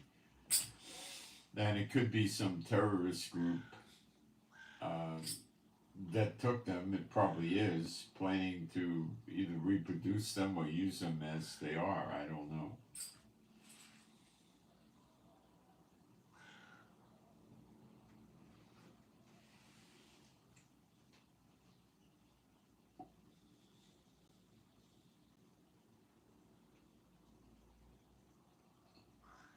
What are they going to do for money in Syria, these rebels? They're saying they're opening it up to private investment now.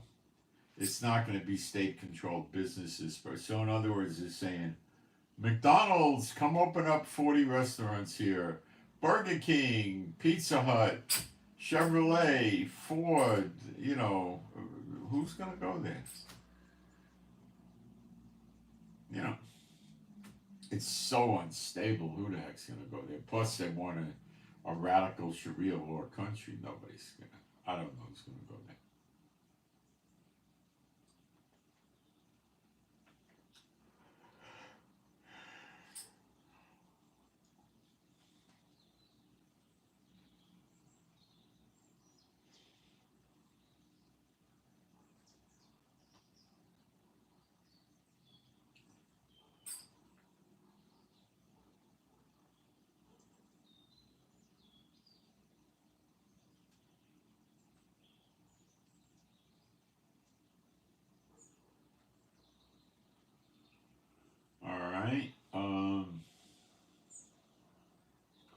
See if I missed anything.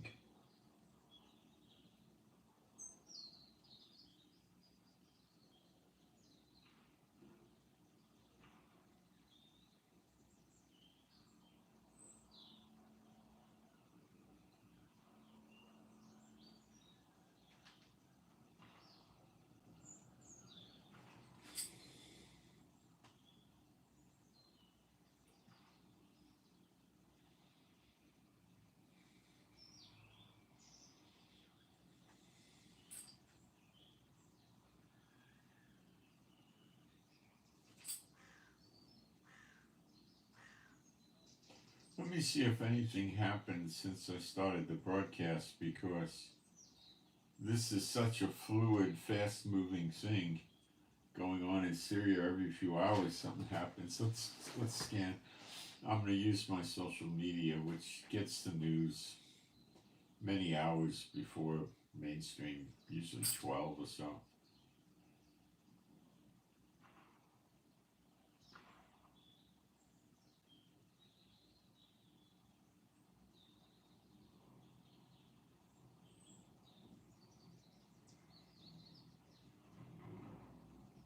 You know, I think I had my 90 figure right yesterday. I'm reading a post here.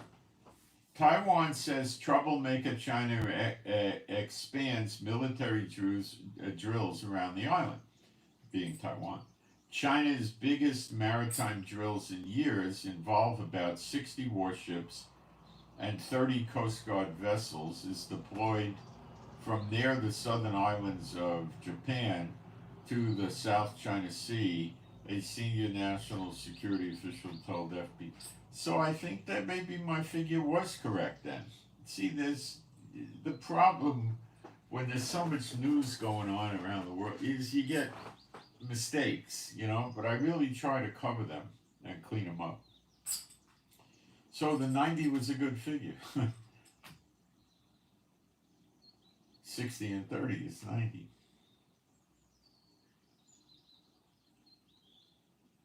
The Kremlin says, "Oh, I want to see Syria stabilized as soon as possible." It's just, you know, jaw flapping out of Russia. I'd say it's a waste of breath. I won't even post it.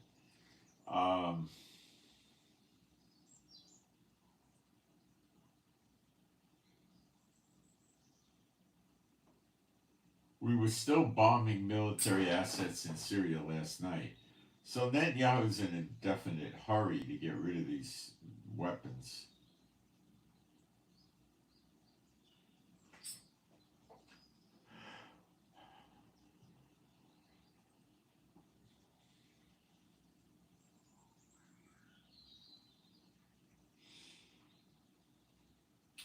The cell phone towers are disconnected in quite a few places in Syria now. So we don't know if that was accidental, intentional, or sabotage. We don't know what happened.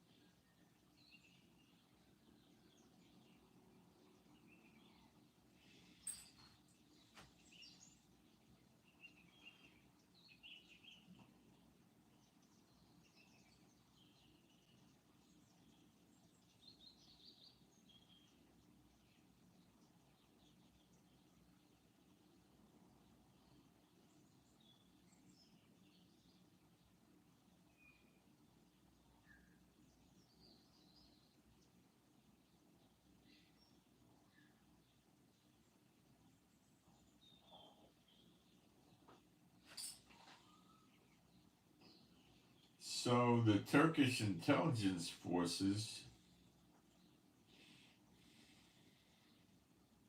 said the Turkish Air Force destroyed 12 trucks carrying missiles, heavy weapons, 2 tanks, and an ammunition depot, which were captured by the Kurds. Yes, we knew this. That's what they did.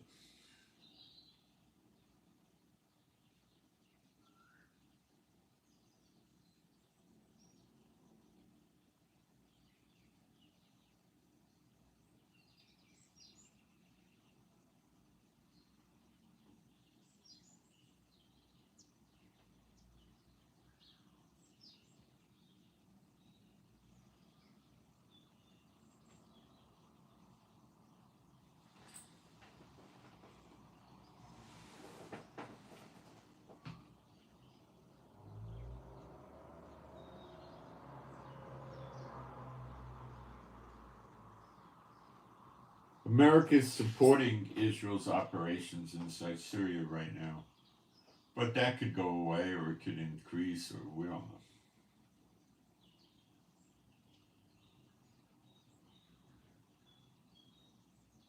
Most of what I'm doing right now is based from Arab social media and Arab news.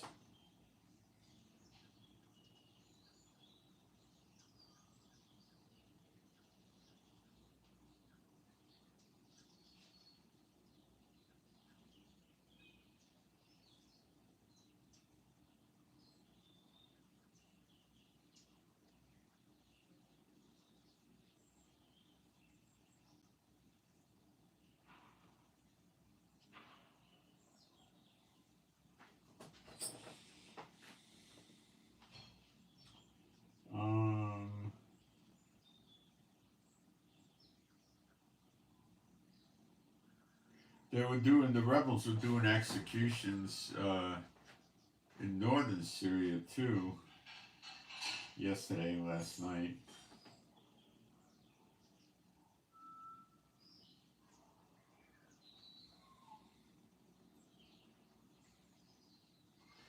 Iran is saying America and Israel planned this thing that happened in Syria.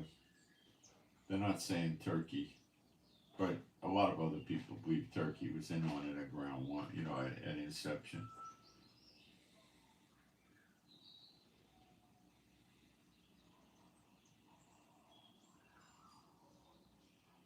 Oh, no.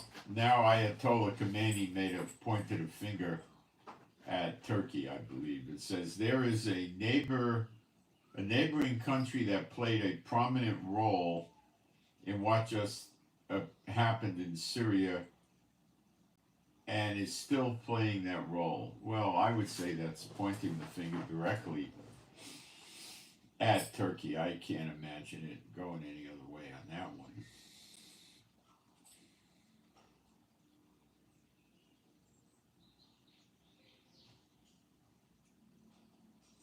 The Iranians are saying they have evidence that America and Israel planned it. So what? I mean, it's obvious that there was some involvement for sure.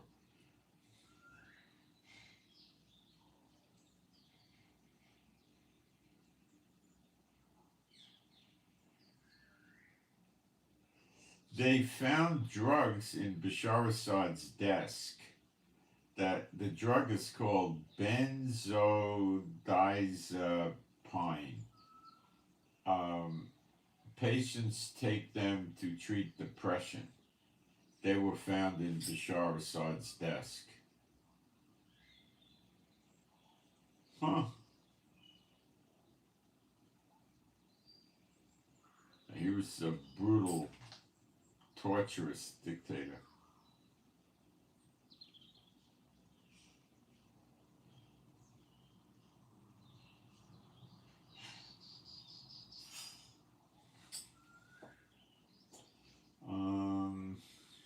Let's see.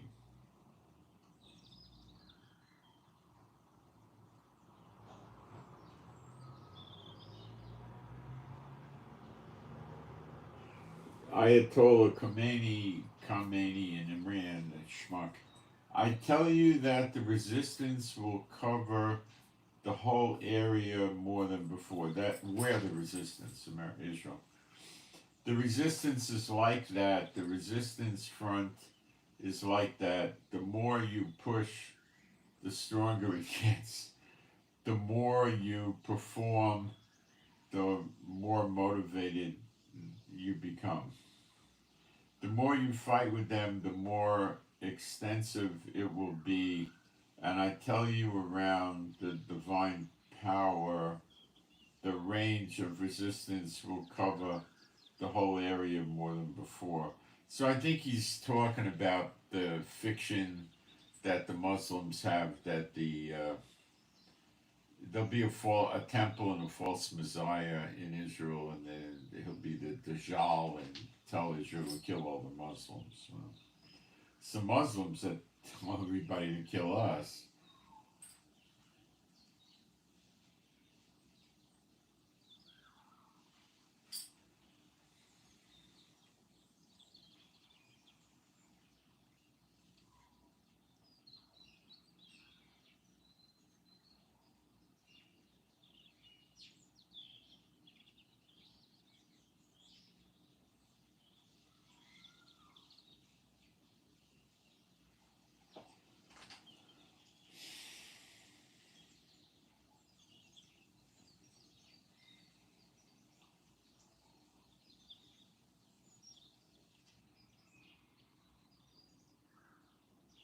Syria is slowly starting to get electricity and internet back. Okay. When the internet comes back, pictures of the brutality of the rebels is going to go all over the world. So I'm not so sure how they're going to deal with that.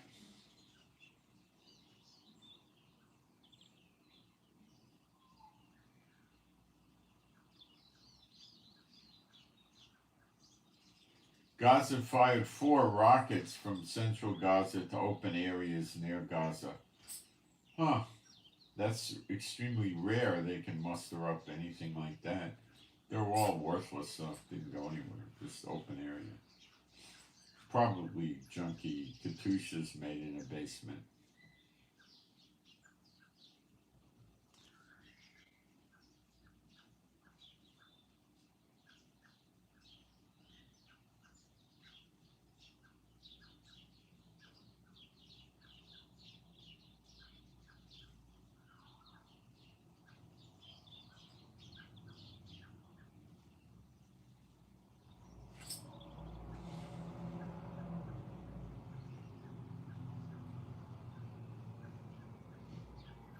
We may have gotten close to 100% of Assad's left behind weapons because we were very busy last night.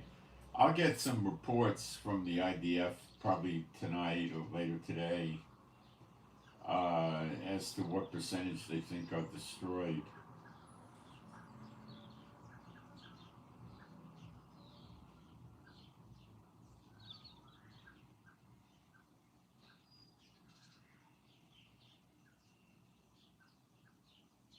There's no unification with these people in Syria right now. A house divided unto itself cannot stand, and I think it's going to come down in days. It's going to happen pretty quick.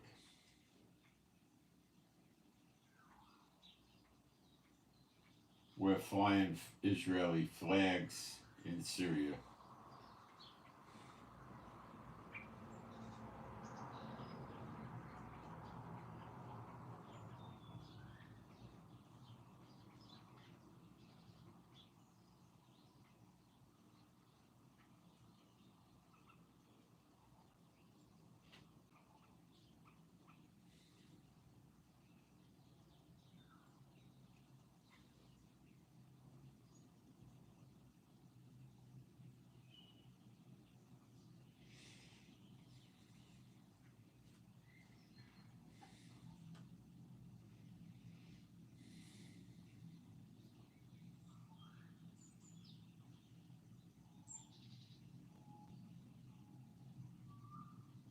There was some kind of fentanyl thing. They found the security forces, the Syrian revolutionary forces, those are backed by the Americans, seized one of the largest drug and captagon, which is phentylamine or something, warehouses in Syria run and traded by Bashar's brother, Mayor Assad. I don't know if it's regular fentanyl. Captagon is a pain medicine they sell over the counter in Israel. That's in the vicinity of, like a ibuprofen, Tylenol kind of thing. But I think it's more effective with pain.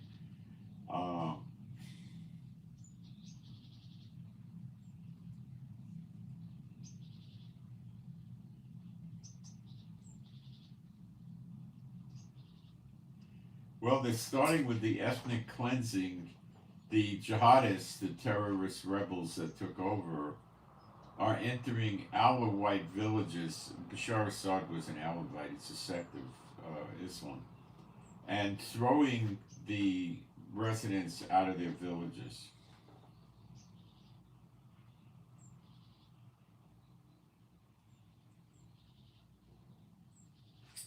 They got the prisons emptied to either a great extent or entirely in Syria, and now they're putting the pro-Assad people into the prisons. See, they're just running a reign of terror. It's anarchy and insanity. It's just a lunatic asylum there.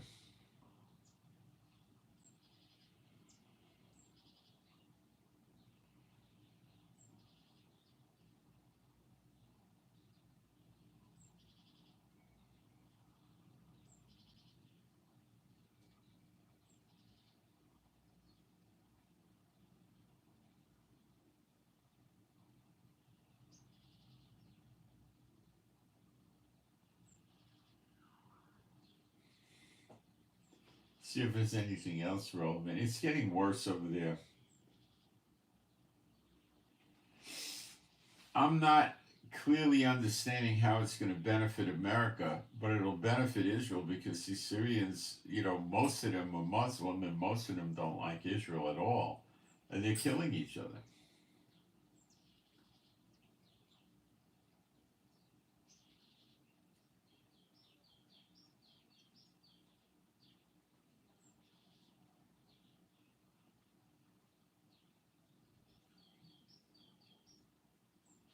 Um, Biden just got 20 billion for Ukraine, and I think before that happened, the Ukrainian Minister of Finance said that they could make it till the middle of 2025. They could probably make it now till 2026 if prophetic time allowed for that, which I don't believe it will.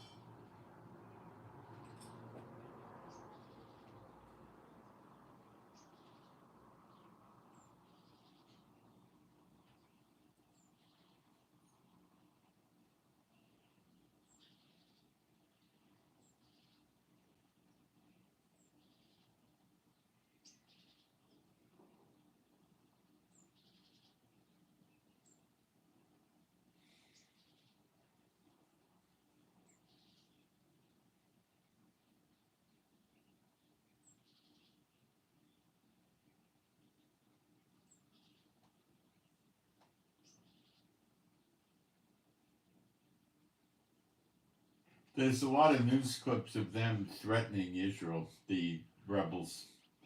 That was a stupid move. They can't do anything to us of any sincerity. It's just stupid.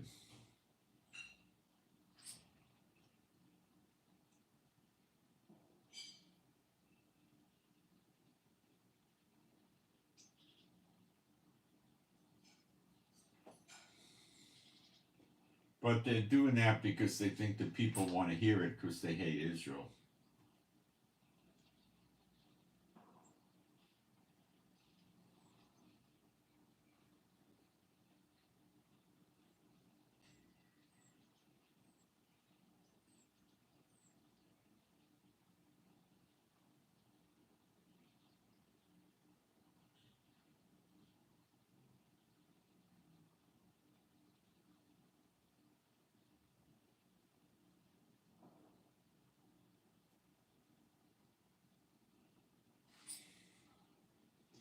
Um,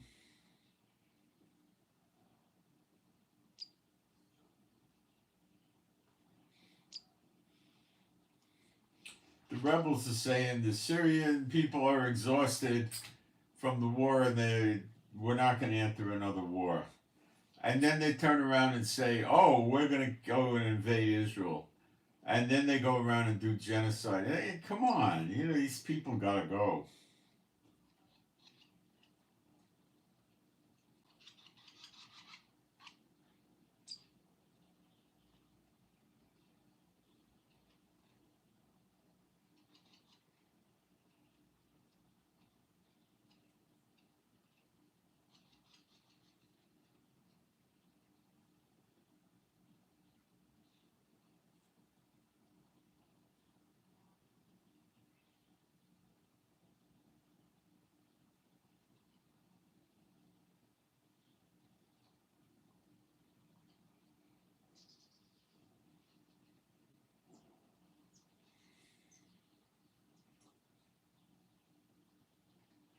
I'm not picking up a lot of other stuff here right now.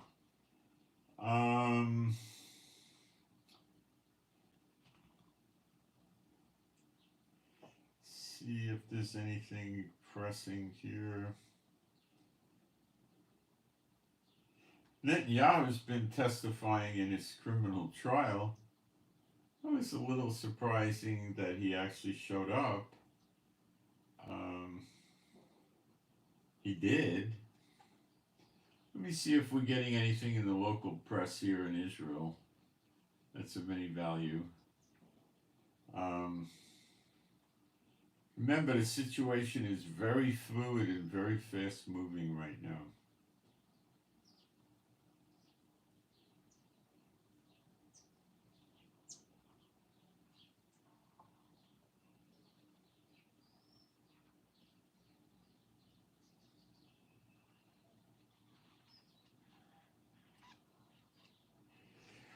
Russia said they were in contact with the new Syrian leadership, that's the ATS rebels, over Russian bases in Syria. Okay, now we're seeing something happen. So, is this real? I don't know.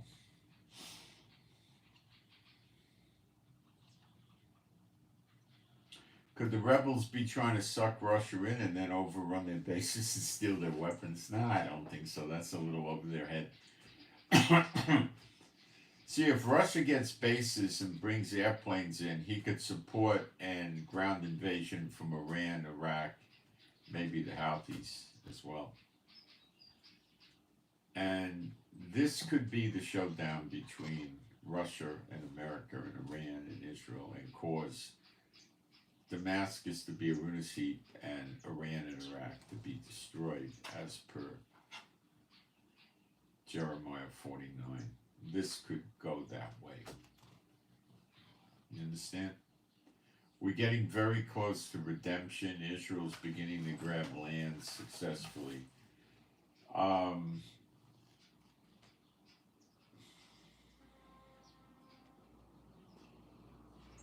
Would Russia be thinking of bringing big forces in? Not at all. What Russia would probably want is their Navy base back, which is going to irritate NATO and America, who's also in NATO. And they're going to want probably a handful of bases, and they're going to be predominantly air bases, and they'll put a certain amount of soldiers on there to protect them. But I have a feeling the certain amount of soldiers there would be, total personnel with aircraft maintenance and all that would probably be no more than 300 to 500 people. They would give the Russian soldiers there, they'd have anti-tank weapons, shoulder fired. They'd have some drones, probably for reconnaissance. They'd probably have some tanks and some mobile artillery to protect getting run over. Then they would have parts and fuel and things like that, housing. So the purpose of this is so Russia, clearly to me, the purpose is Russia could get in there with the air bases and support an invasion and take back Syria, which is why Putin is housing Bashar Assad in Moscow so they could reinstate him.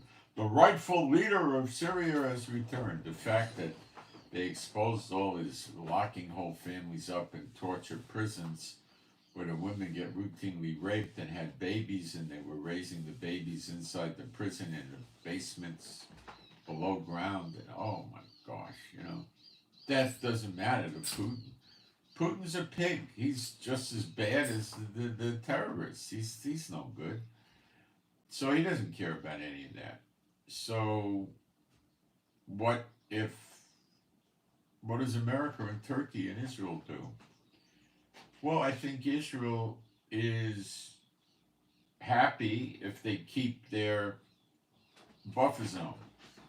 Russia would probably not like that because when Bashar Assad comes back to power, they're going to say this.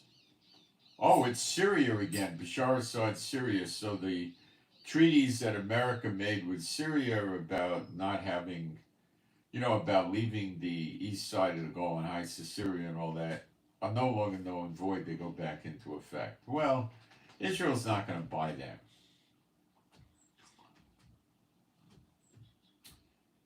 And then Russia will arm the rebels as much as he can, which isn't much. If he's trading jets for drones and missiles and stuff from North Korea, what is he going to be able to give them? He'll have to scrape it up, right? And if he can have 3 or 4 air bases, all he has to do, if you're dealing, well, you see, if he's dealing, see, this is the game plan here, is crazy. If you're dealing with Putin going in there to set up air bases to kill the rebels that are giving him the air bases, something's wrong with that picture. So it appears that Putin is trying to make a deal with the rebels instead of Iran and Syria just to keep his air bases. And who the heck is he going to attack? I think he's just going to try to keep that Mediterranean Navy base as a threat to NATO. I don't think he's going after Israel. The rebels will want him to, but I don't think he will. And I don't think he's going to run America out of Syria or run Turkey out of North Syria. I think he's just going to care about getting that base. And he may not want to put a lot of air bases back in Syria because I don't know who he's going to bomb. So he might just take the Khomeini air base back, which has never been destroyed, curiously. So that would make me think Russia has been negotiating with these rebels for some time. So if he gets that base back and he gets his Navy base back, he may get 1 or 2 other bases and, put some planes and small amount of troops there. But if he starts saying, oh, I'm going to go back to, taking the Golan Heights back for Syria, well, I don't think Israel's going to go for that, and I don't think Putin's in any position to do enforcement with that unless he starts hooking up with Iran and stuff. And he can't hook up with Iran because now he's backing the rebels. So it looks like Putin's going to side with the rebels for his own best interest. This leaves Iran swinging in the breeze.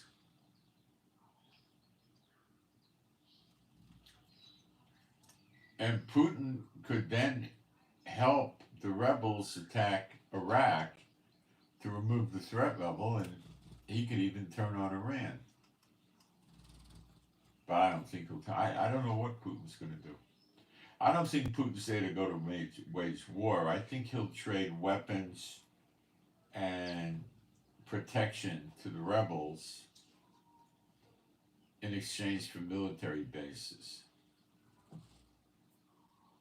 But Putin has to be very, very careful about this. He can't play on a big level in the Middle East.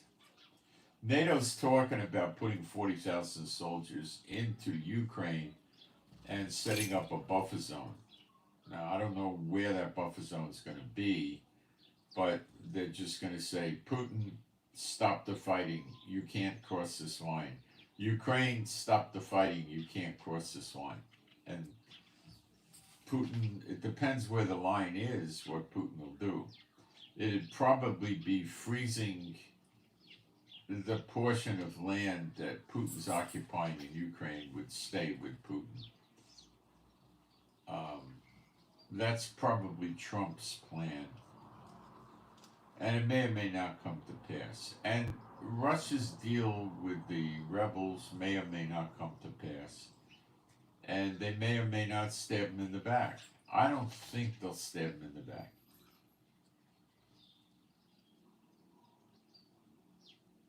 I think if they make a deal, they'll go through with it. But will they make a deal? Well, they haven't destroyed the Navy base and the air base in Latakia yet, so it looks like they're in negotiations. Or that base would have been gone.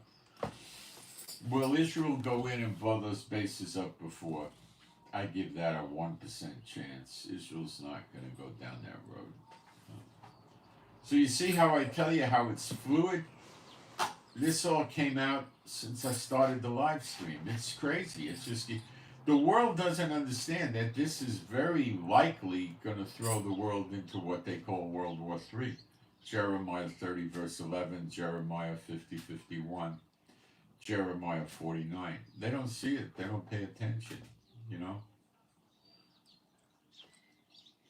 You know, Syria rebels war. Oh, hey, who won the game last night? That's what they're more interested in.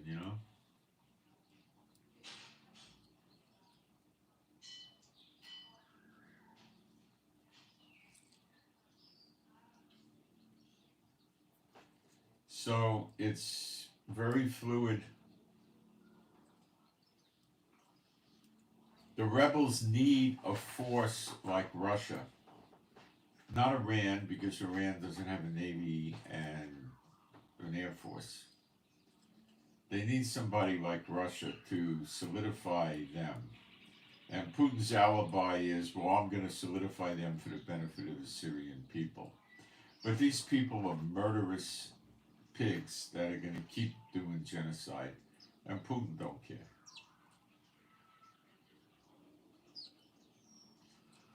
The good thing is Israel and America destroyed all the military bases Assad had, his navy, his air force, his tanks, anything and everything he had that you could make war with got destroyed. So Putin's got to start from ground zero.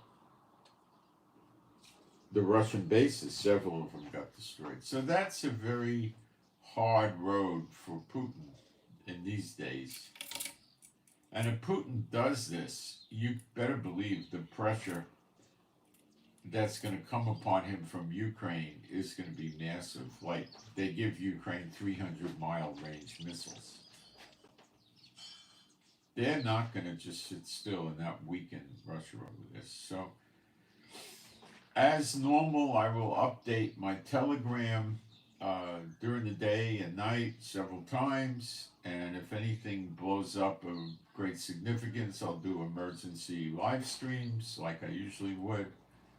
And if you're not believing this is likely going to lead to massive wars around the world, you're mistaken. Notice how China is acting up with Taiwan now. Okay, and North Korea is continuing to irritate America and NATO by giving more weapons to Russia. Now he wants to do a trade jets for weapons. So North Korea is in the crosshairs. As far as NATO's concerned, I think North Korea is on the endangered species list. And Russia is about to become extinct in their minds. Putin's playing a very dangerous game. He's trying to hold broken eggs in his hand, and he keeps dropping them, and it's not working well for him. And NATO is going to make more trouble for Putin over this thing of going to help the rebels keep control of Syria. My gosh, they're not going to let him get away with that. So, and the rebels haven't necessarily reached a deal with Putin, so we don't know what's going to happen, and we don't know how Turkey's going to take that. Turkey could have a fight with Putin. Putin could tell the rebels, well, you give me, the deal could be you give me the basis, I'll shove Israel out, I'll shove Turkey out, I'll shove America out. Is Putin crazy enough to try something like that? No, zero chance.